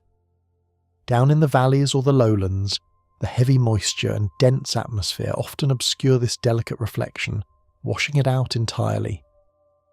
But up here, near the roof of the continent, the atmosphere is stripped of its heavy veil. The pale, ghostly outline of the full lunar sphere is perfectly visible, held gently within the bright cradle of the crescent. It is a profoundly peaceful realization, a quiet visual whisper that even in the darkest moments of the night, our own world is constantly casting a soft, protective light out into the dark. That same silver lunar light, as it pours down from the sky and floods the deep, shadowed chasms like the Lauterbrunnen Valley, occasionally orchestrates one of the rarest and most ethereal optical displays in nature. When the moon is full and its light is particularly intense, it strikes the billowing, atomized mist of the high, plunging alpine waterfalls. Just as the bright sun creates a rainbow during a summer shower, the moonlight is softly refracted and bent by the millions of microscopic suspended water droplets, creating a lunar rainbow or a moonbow. Because the intensity of the moonlight is only a tiny fraction of the sun's brilliance, human eyes often struggle to activate their colour-detecting cone cells in the dark. Consequently, a moonbow typically appears to the naked eye as a ghostly, luminous, pure white arc, gracefully bridging the dark, echoing canyon. It looks exactly like a bridge woven entirely from silver mist and starlight. To stand alone in a quiet, echoing valley at midnight, watching a glowing white rainbow hover silently over a dark waterfall, feels like stepping into a half-remembered dream. It is a beautiful, fleeting illusion that belongs entirely to the quiet hours of the night. As you picture that soft white arc glowing gently against the dark stone, you can feel your own mind bridging the gap between wakefulness and sleep, moving effortlessly across the quiet span of the night. When the ghostly light of the moonbow eventually fades with the shifting of the mist, it leaves behind the massive silent silhouettes of the valley floor. Scattered across these lower, gentle alpine meadows, completely out of context with their surroundings, rest colossal, jagged boulders the size of houses. These massive stones are known to geologists as glacial erratics. They are profound mysteries at first glance, composed of entirely different rock types than the limestone or shale bedrock upon which they currently sit.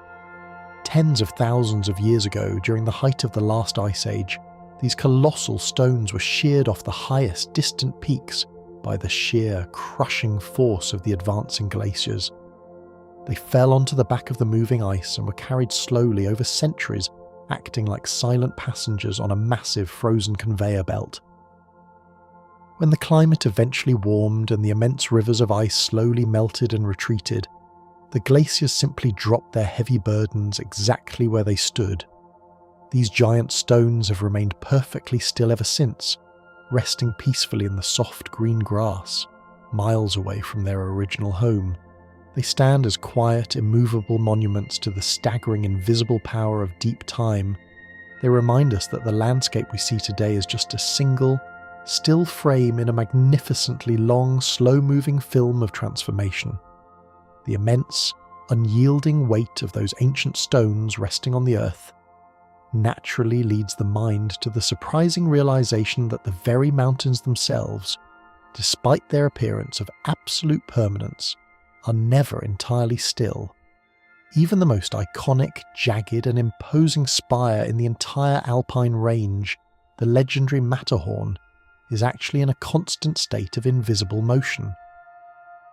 Using networks of highly sensitive, high-altitude seismometers, geologists have discovered that the entire massive pyramid of rock gently sways back and forth, vibrating with a specific ultra-low frequency of roughly once every 2 seconds. This incredibly deep, resonant hum is driven by the continuous transfer of seismic energy generated by the pounding of the world's distant oceans and the sweeping pressure of global winds. The mountain is essentially acting as a gigantic stone tuning fork, capturing the ambient, rushing energy of the entire planet and translating it into a slow, steady, rhythmic sway. It is a deep, planetary breath, knowing that the greatest, most intimidating fortresses of stone are actually softly humming and swaying. In the wind transforms the way we look at the solid world. You can let your own breath naturally match that slow, sweeping 2-second rhythm. Inhale slowly, letting the chest expand, and exhale softly, feeling the body gently yielding, swaying perfectly in time with the deep hidden resonance of the earth. Deep within the sheltered microscopic crevices of that gently humming rock, a tiny, vibrant life waits out the freezing night until the morning sun finally returns. The alpine bumblebee, known scientifically as Bombus alpinus, is a creature of impossible, beautiful contradictions. It makes its home at dizzying altitudes well above the tree line, surviving in an environment where the biting frost would instantly paralyze almost any other insect. It endures this extreme cold by wearing a remarkably thick, dense coat of furry insulation, a tiny, buzzing winter jacket in shades of deep black and vivid amber. But its true survival genius lies hidden within its internal mechanics. Before it can take flight in the freezing morning air, the bee performs a miraculous warm-up routine. It physically disconnects its wings from its powerful flight muscles. Then, it begins to shiver violently. Because the wings are detached, the rapid muscle contractions do not cause the bee to fly. Instead, they act exactly like a tiny internal engine revving in neutral, generating an intense burst of metabolic heat. Within minutes, the bee's internal temperature soars, warming its core enough to finally reconnect its wings and launch effortlessly into the cold blue sky. It is a stunning display of self-reliance, a reminder that even when the surrounding environment is entirely freezing and unyielding, we possess the remarkable ability to generate our own internal warmth, slowly preparing ourselves for the day at our own deliberate pace. When that warmed, humming bee finally takes flight, it sweeps slowly over the high, rocky pastures, seeking out one of the most surprising, sensory-rich botanical treasures of the entire alpine region, the black vanilla orchid. Also known as Nigritella nigra, this diminutive, unassuming flower stands in stark contrast to the showy, sprawling orchids of the tropics. It grows in tiny, dense conical clusters. Its petals a remarkably dark, velvety shade of deep crimson that often borders on pure black. This striking dark coloration is not merely decorative, it is a vital evolutionary adaptation, allowing the tiny petals to absorb the absolute maximum amount of heat from the fleeting high-altitude sun. But the most captivating, hypnotic feature of this flower is entirely invisible to the eye. The orchid continuously releases an incredibly potent, rich and heavy fragrance that smells exactly like warm, dark chocolate mixed with sweet baking vanilla. To hike across a cold, windswept mountain pass and suddenly be enveloped in the comforting, decadent aroma of a warm bakery is a profoundly surreal and delightful experience. It is a beautiful sensory paradox, a warm, tropical sweetness blossoming perfectly within a realm of stone and ice. It reminds the mind that joy and sweetness can be found in the most unexpected, rugged places, completely unbothered by the harshness of the surrounding world. The sweet, heavy scent of that vanilla drifts gently across the sweeping meadows, eventually settling into the soft, spongy, waterlogged depressions of the high-altitude peat bogs, or moors. These quiet, assuming landscapes are the silent, unsung heroes of the mountain ecosystem. Entirely carpeted in thick, vibrant layers of sphagnum moss, the bogs act as massive, natural sponges, absorbing vast quantities of rainwater and slowly, gently releasing it to prevent catastrophic floods in the valleys below. But their true magic lies beneath the soft, green surface.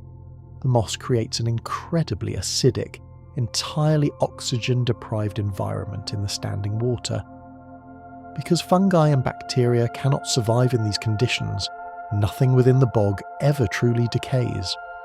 The moor acts as a perfect natural time capsule, growing upward at an agonizingly slow rate of just 1 single millimeter per year. Every layer of compressed moss, every fallen leaf, every seed, and every microscopic grain of ancient pine pollen is flawlessly preserved in the dark, wet earth. Core samples taken from these high bogs allow scientists to read the unbroken, perfectly layered history of the alpine climate stretching back thousands upon thousands of years. It is a landscape of absolute, undisturbed memory. You do not need to try to hold on to your own memories or thoughts right now. You can simply let them settle softly into the quiet depths, knowing they are perfectly safe, allowing the surface of your mind to remain soft, green, and completely at peace.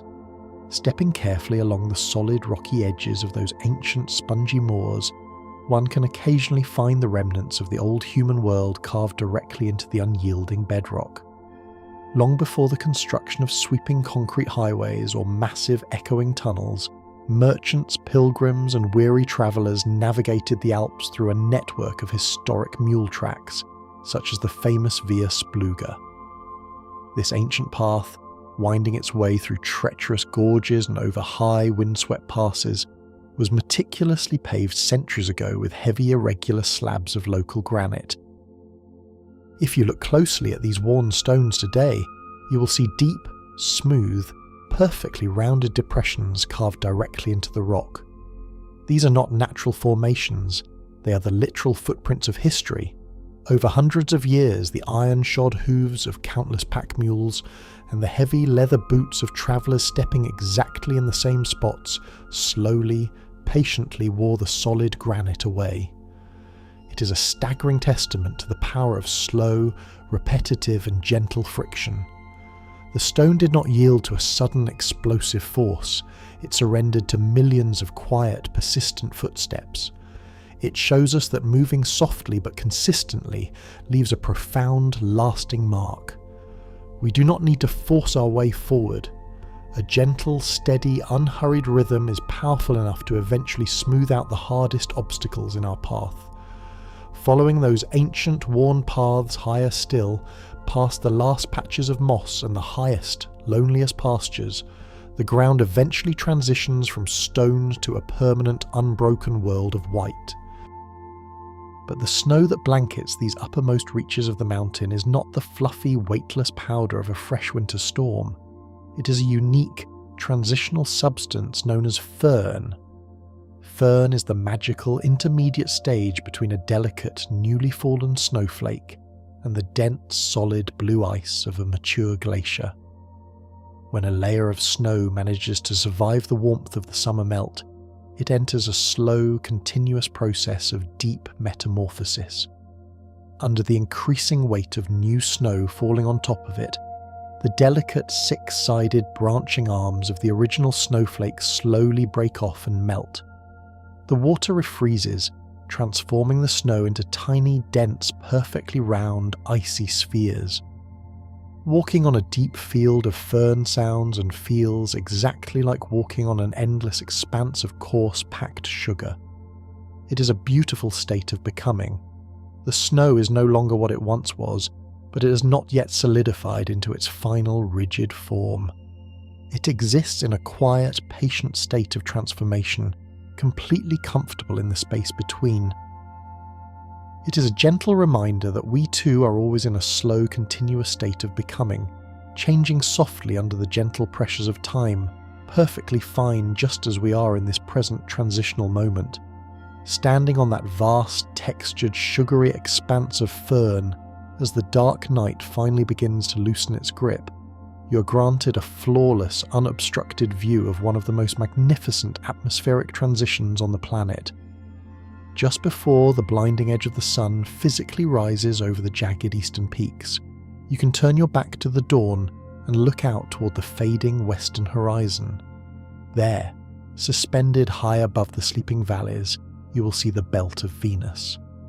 It is a soft, glowing, luminous band of pinkish-purple light that gracefully arches entirely across the sky.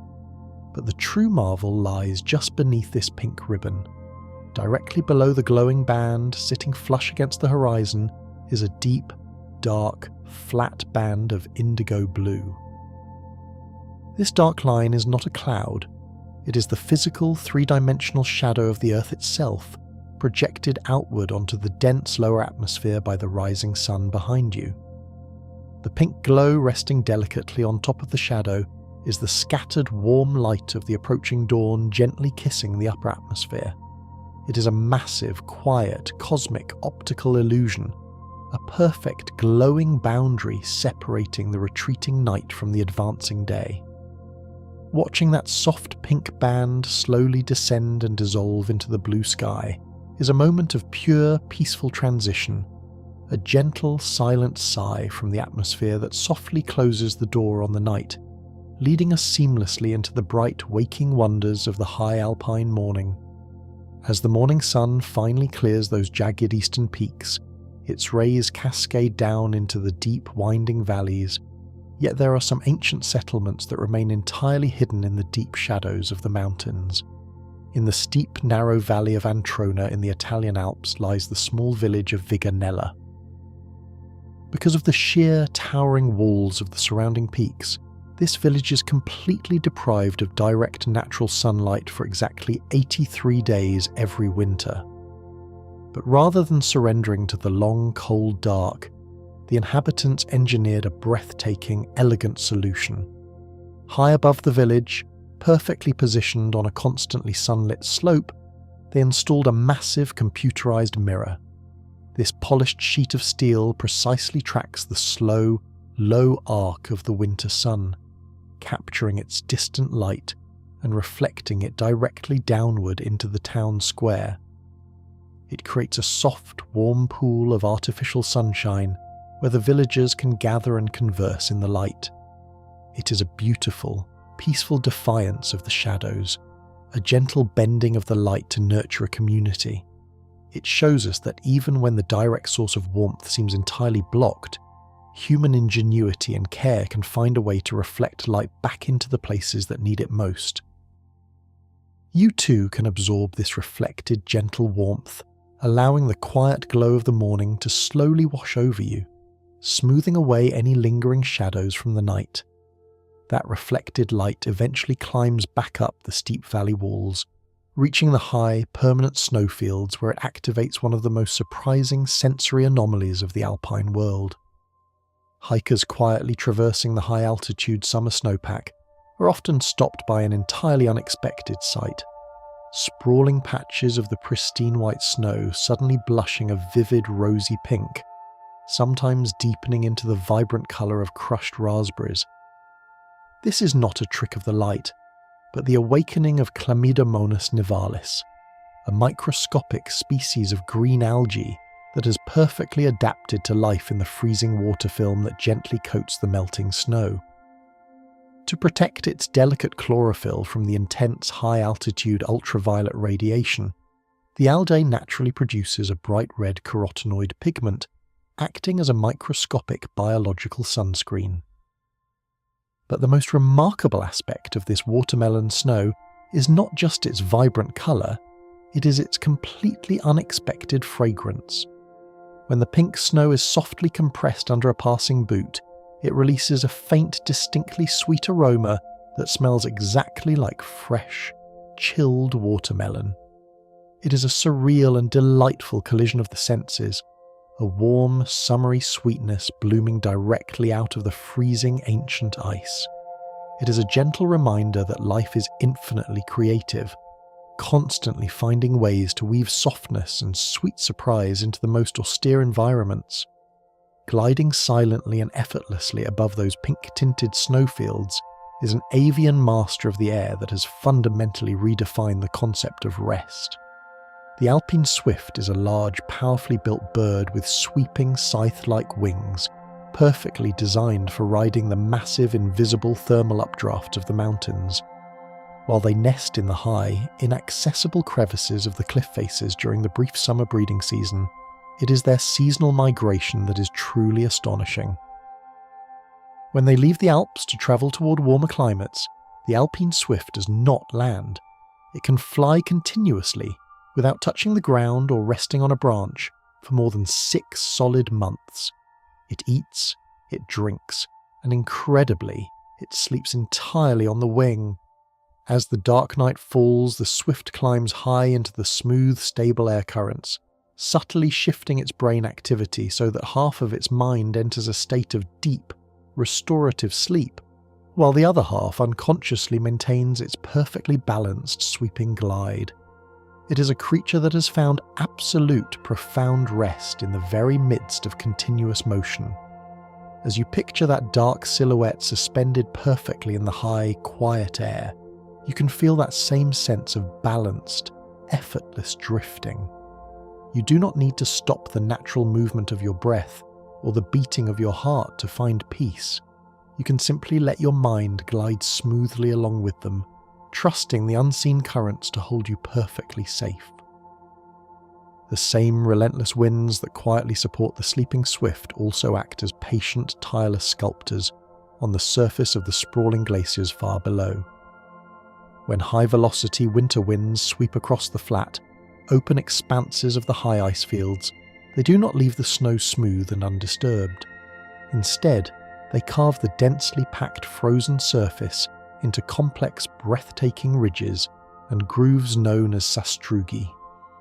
These are not soft, shifting dunes like those found in a warm desert. They are hard, icy waves, frozen solid and polished by the flying ice crystals to a brilliant, reflecting gleam.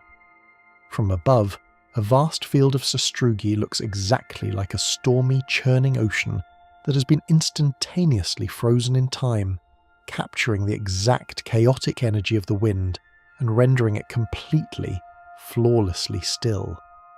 The ridges, which can be mere inches high or towering structures reaching up to a person's waist, always align perfectly parallel to the prevailing wind.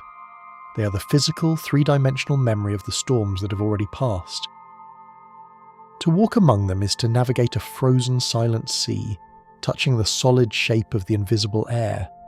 It is a powerful reminder that the storms of our own lives eventually pass, leaving behind a landscape that is forever changed, beautifully textured, and completely at peace. Beneath that frozen, textured sea, buried deep within the solid grey limestone of peaks like the Dachstein, lies a far more ancient and impossible memory of water. If you look closely at the sheer rock faces towering 10,000 feet above sea level, you will occasionally find perfect, mesmerizing spirals etched directly into the solid stone.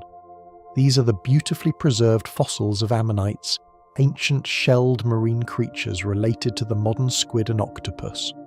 Finding a perfectly coiled seashell embedded in a rock at the very roof of Europe is a staggering, mind-bending juxtaposition.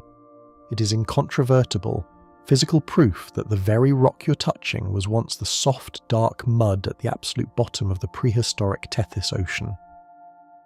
Over millions of years, the slow tectonic collision of the continents pushed that deep ocean floor miles up into the sky, carrying the quiet, sleeping shells of these ancient creatures upward with it. It represents an unimaginable shifting of worlds, where the lowest, darkest depths have been patiently elevated to touch the bright clouds. Holding this vast geological timeline in your mind has a profoundly settling effect.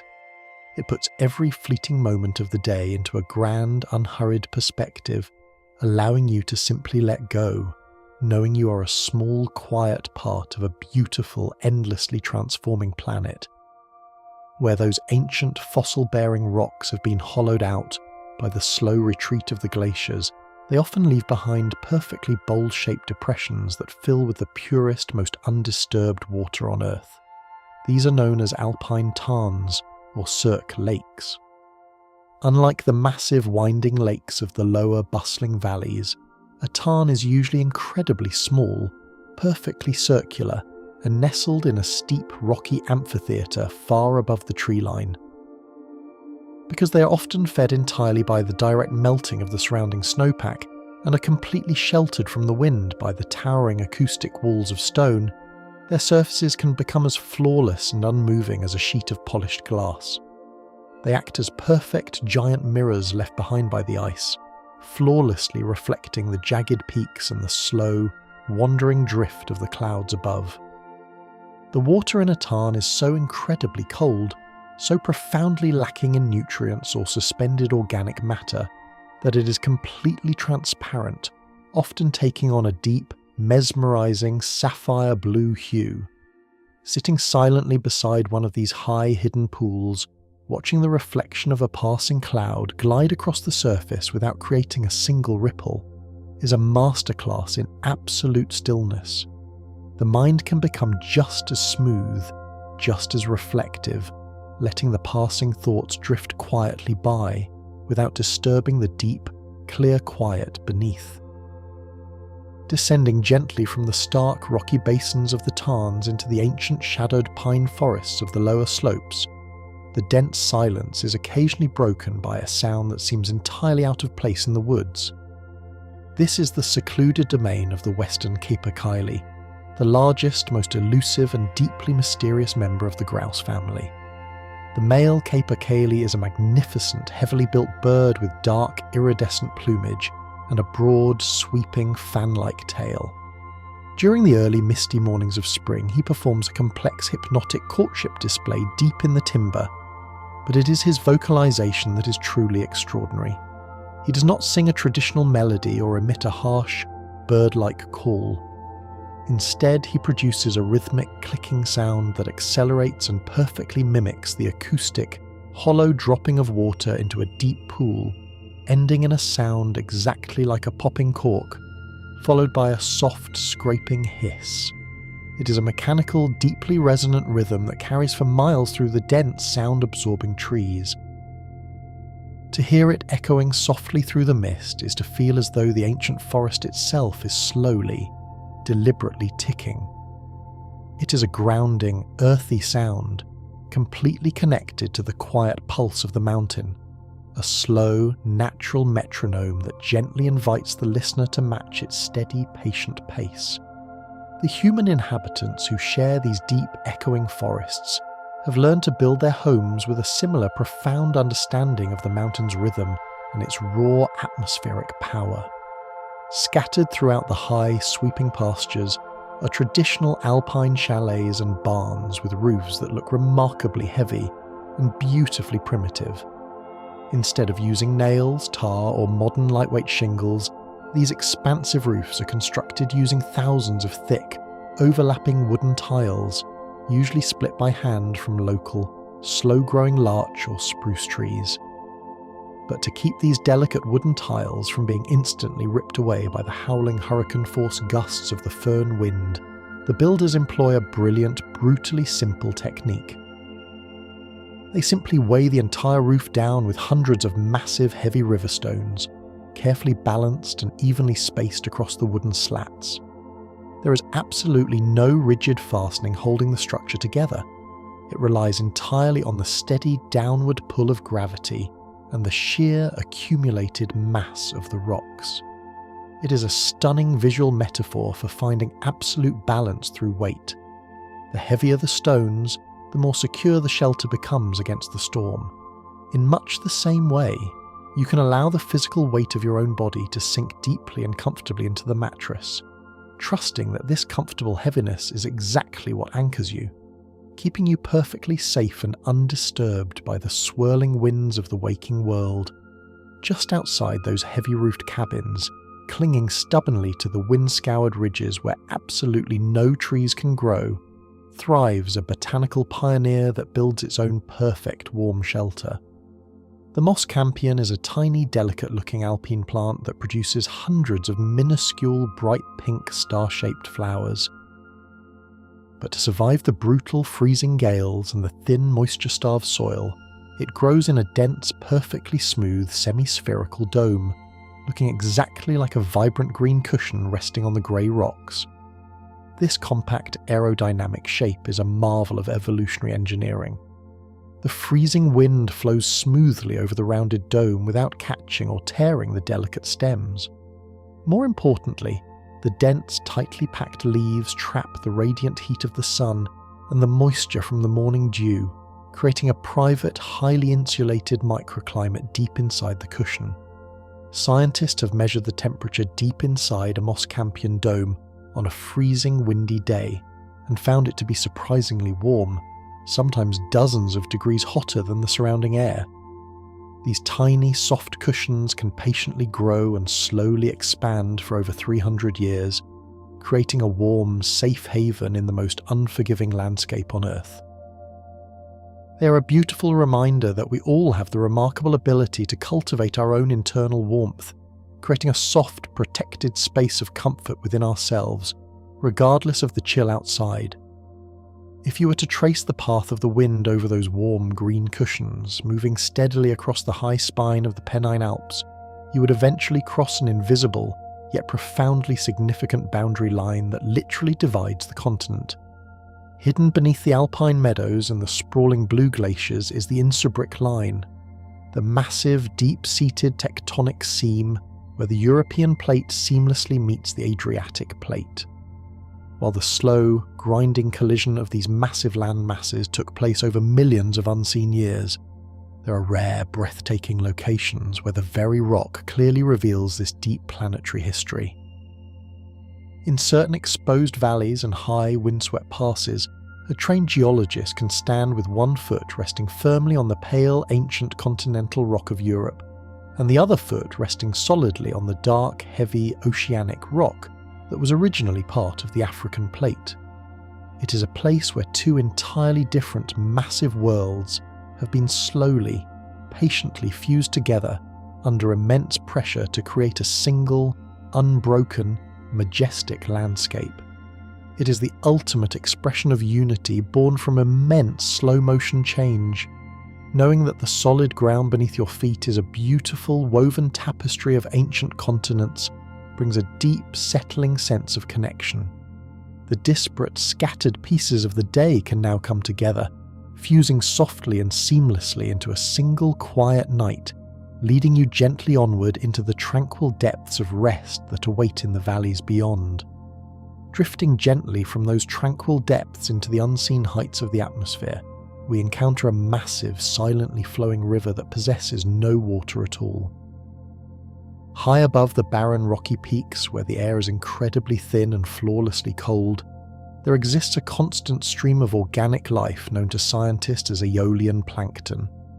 Carried effortlessly by the sweeping high-altitude winds, millions of microscopic seeds, dormant spores, and tiny sleeping insects are transported across the vast alpine range. They are lifted from the warm, blooming valleys far below and swept upward into the deep blue sky, riding the invisible thermal currents for hundreds of miles. When the wind eventually slows, this invisible bounty drifts softly downward, landing gently on the sterile frozen snowfields and the isolated jagged ridges. This invisible rain of nutrients is the absolute foundation of life in the most desolate, high-altitude environments. It is a profoundly comforting realization that even the most isolated, seemingly barren places on Earth are constantly being quietly nourished by unseen forces flowing all around them. The world provides for its most remote corners in absolute silence, delivering exactly what is needed on the gentle breath of the wind. That same invisible wind-borne current provides a perfect, effortless feast for one of the most resilient and quietly beautiful birds of the high country, the alpine accentor. While other birds seek the shelter of the dense lower forests, the accentor makes its permanent home in the sprawling, freezing wilderness above the tree line. Cloaked in an understated, elegant plumage of slate grey and warm, rust-coloured streaks, it perfectly matches the lichen-dusted rocks upon which it stands. It does not spend its energy frantically hunting or fighting the harsh elements. Instead, it walks with a slow, deliberate and entirely unhurried calm across the surface of the glaciers and the deep snowfields, simply picking up the frozen aeolian plankton that the wind has generously left behind. In the bright, freezing mornings of early spring, the male will fly to the very top of a towering rock and sing a soft, melodic, rolling trill that carries clearly across the empty valleys. It is a song of pure contentment in an environment that seems impossibly harsh. Finding complete sustenance in exactly what the wind delivers, the accentor teaches us a beautiful lesson in trust. Your own breath can be just as soft, just as trusting as that high mountain wind. You can simply allow it to flow in and out, knowing it will effortlessly bring you all the quiet energy and deep rest you need for the night. Deep beneath the soaring flights of those alpine birds, hidden miles inside the solid, unyielding granite core of the Mont Blanc Massif, lie hidden sanctuaries of breathtaking, vibrant colour. Millions of years ago, as the molten magma that formed the very heart of the Alps slowly pushed upward and began to cool, vast pockets of superheated gas were securely trapped inside the solidifying rock. Over countless millennia, mineral-rich geothermal water seeped gently into these dark, hollow voids. In the absolute silent blackness of the mountain, molecule by molecule, the dissolved silica slowly crystallized into flawless geometric spires of quartz. Exposed to the faint natural radiation emitted by the surrounding ancient granite, these clear crystals were patiently transformed into deep, mesmerizing shades of violet and royal purple, creating magnificent amethyst geodes. Some of these hidden crystal caves are large enough for a person to stand inside, yet they have remained entirely sealed and completely undisturbed in the dark since the dawn of the earth. It is a staggering thought that some of the most profound, concentrated beauty on our planet forms perfectly in the dark without ever needing to be seen by the light of the sun. It suggests that our own deepest, most beautiful inner spaces do not always need to be exposed to the outside world. They can simply rest within us, quietly glowing with their own intrinsic peaceful value.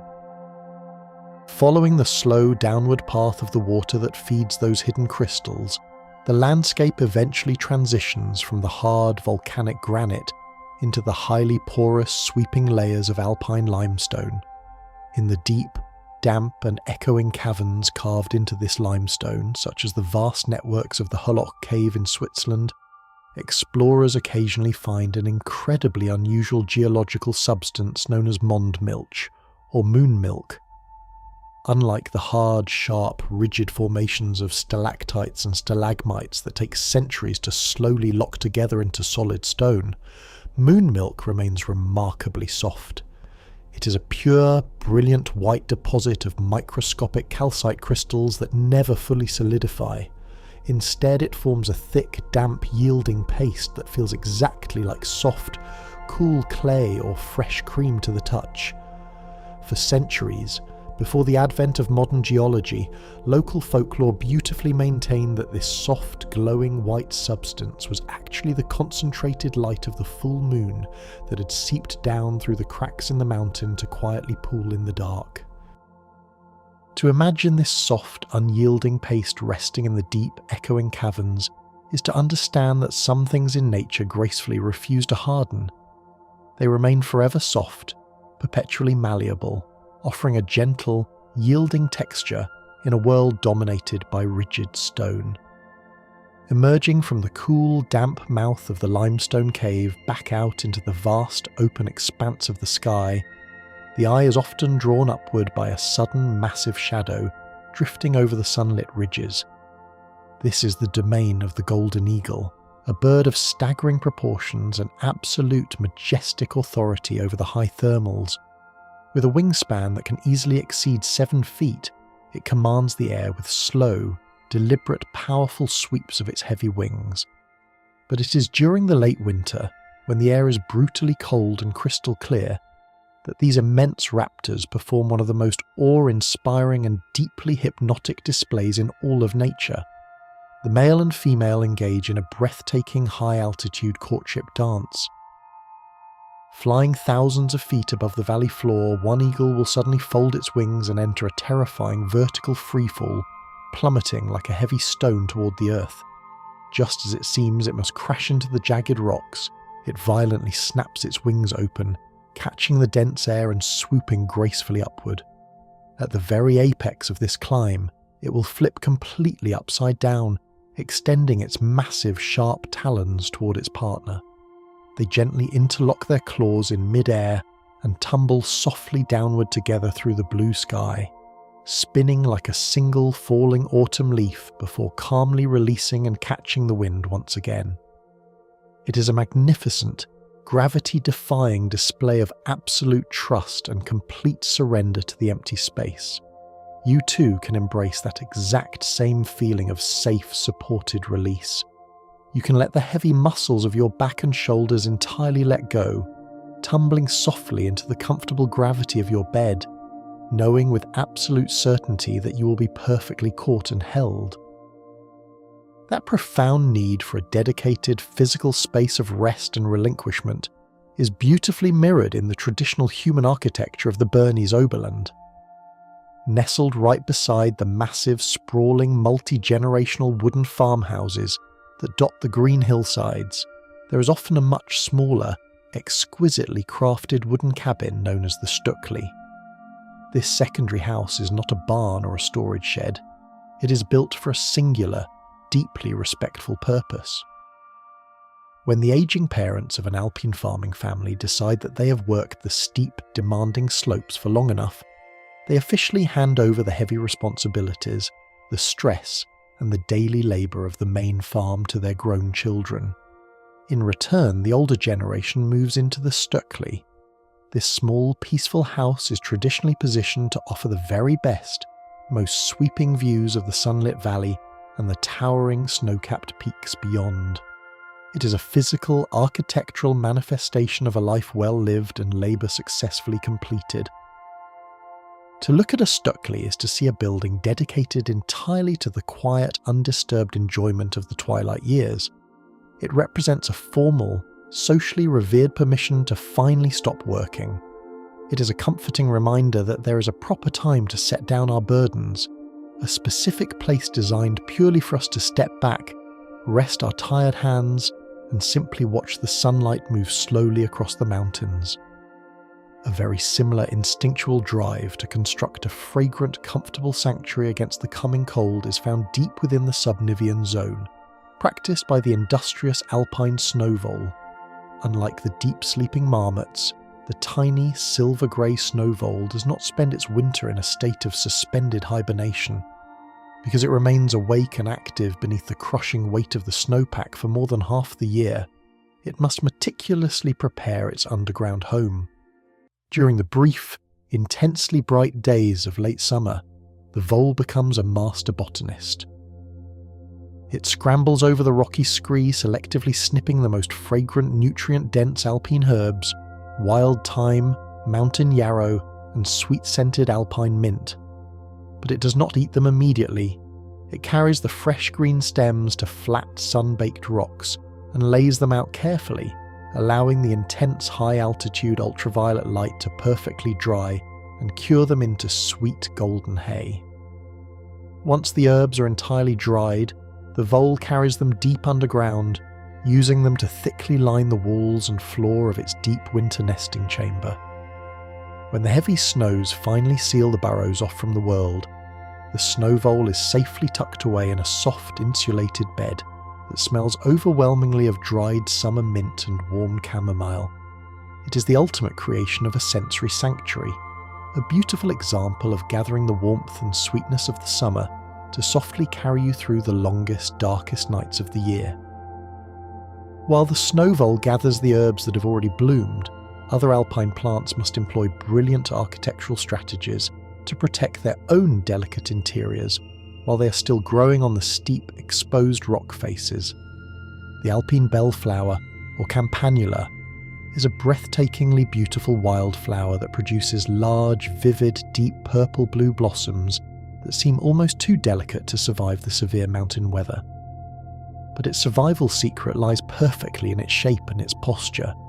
The flower is shaped exactly like a perfect hollow fluted bell, and it is uniquely designed to always nod gracefully downward, its open mouth facing the earth rather than the sky. This is not a sign of weakness or drooping. It is a highly effective, natural umbrella.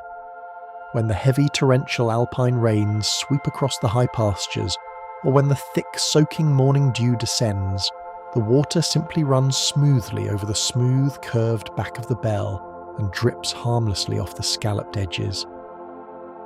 The precious golden pollen, safely hidden deep inside the flower, remains perfectly dry and securely protected from the storm. This gentle botanical engineering reminds us that bowing one's head or turning inward is not a defeat. Sometimes, yielding to the elements and softly turning away from the direct force of the storm is the most elegant, intelligent way to protect the quiet, valuable centre of who we are. When those heavy alpine rains eventually clear, and the air over the immense deep mountain lakes, such as the sprawling crescent-shaped expanse of Lake Geneva, becomes flawlessly, glacially still, a highly complex and mesmerizing optical illusion can occasionally take over the entire horizon. This phenomenon is known as the Fata Morgana. On certain quiet mornings, a drastic thermal inversion occurs, trapping a very cold, dense layer of air directly on the surface of the freezing water, while a much warmer layer of air slides softly over the top of it. These drastically different layers of air act like a series of massive, invisible natural lenses. When you look across the vast expanse of the lake toward the distant opposite shore, the light bouncing off the distant mountains and buildings is severely bent and refracted by these atmospheric lenses. The distant shoreline appears to be dramatically stretched, elevated and distorted, looking exactly like a towering floating city of ice, or a massive translucent castle suspended perfectly in the sky above the water. For centuries, sailors and shore dwellers believed they were seeing magical floating kingdoms conjured by fairies. Even though we now understand the cool physics of the bending light, the sheer, sweeping beauty of the mirage remains entirely untouched. The Fata Morgana proves that our perception is wonderfully fluid, and that under the right quiet conditions, the world can effortlessly shapeshift into a peaceful floating fairy tale. The mind can simply drift along these bending rays of light, enjoying the beautiful, harmless illusions without ever needing to untangle the reality behind them. As the late evening sun slowly dissolves that towering floating mirage, and the cool, damp shadows of the surrounding forests begin to dramatically lengthen across the valley floor, the transition from day to night reveals one final quiet marvel of the Alpine ecosystem. Deep within the damp, moss-carpeted undergrowth of the lower mountain valleys, the darkness is eventually pierced by a series of tiny, brilliant, glowing emeralds. These are the alpine glowworms, known scientifically as Lampiris noctiluca. Unlike the rapidly flashing chaotic fireflies of the warmer southern lowlands, the female alpine glowworm does not fly, and she does not flicker. On warm, damp summer nights, she climbs patiently to the very tip of a tall blade of grass or a prominent fern frond. There, using an incredibly efficient heatless biochemical reaction, she activates a steady, continuous, beautifully soft green light in her abdomen. She simply sits completely still in the vast, enveloping dark, glowing with an unwavering serene constancy, patiently waiting for a mate flying high above to see her tiny beacon. There is an overwhelming sense of peace in her strategy. She does not frantically search the forest. She does not compete with loud noises or aggressive movement. She simply illuminates her own small space with a quiet, steady radiance, entirely confident that her light, no matter how small, is exactly enough to be found in the dark. As you hold the image of that soft, steady green light resting gently on the dark forest floor, you can allow your own awareness to settle into that same quiet, glowing stillness, resting securely in the deep, silent woods, waiting softly for the gentle transition that will guide us into the final, peaceful wonders of the waking mountain dawn. As that bright, waking morning light finally breaks over the horizon and touches the highest, silent peaks, we arrive at the final, perhaps most profound, quiet marvel of the entire alpine world. It is a wonder that cannot be seen with the eyes, nor heard with the ears, but it can be deeply felt as a sense of ultimate planetary balance. This is the geological principle of isostasy. When we look up at the massive, towering granite spires of the Mont Blanc Massif, or the sweeping, heavy limestone folds of the Dolomites, we are seeing billions of tons of solid rock reaching miles up into the sky. Yet, these massive mountains do not crush the earth beneath them. Instead, much like a heavy iceberg floating effortlessly in the ocean, the visible mountains are perfectly supported by massive invisible roots of rock that plunge dozens of miles deep into the softer, hotter, and more malleable mantle of the earth below. The mountains are quite literally floating. They exist in a state of perfect, unhurried buoyancy. As the peaks are slowly, gently worn away by millions of years of wind, rain, and glacial ice, the mountain becomes lighter. In response, the deep earth slowly pushes the entire mountain range upward to maintain that flawless floating equilibrium. The Alps are never truly static. They are engaged in an eternal slow-motion dance of perfect balance with the deep earth, rising and resting in absolute harmony. To know this is to understand that even the most massive, intimidating, and heavy burdens in our world are ultimately held, supported, and gently balanced by a softer, deeper foundation. The mountains do not need to struggle to stand tall. They simply rest in their buoyancy. And as you hold the image of those grand floating peaks in your mind, you can feel that exact same equilibrium within yourself.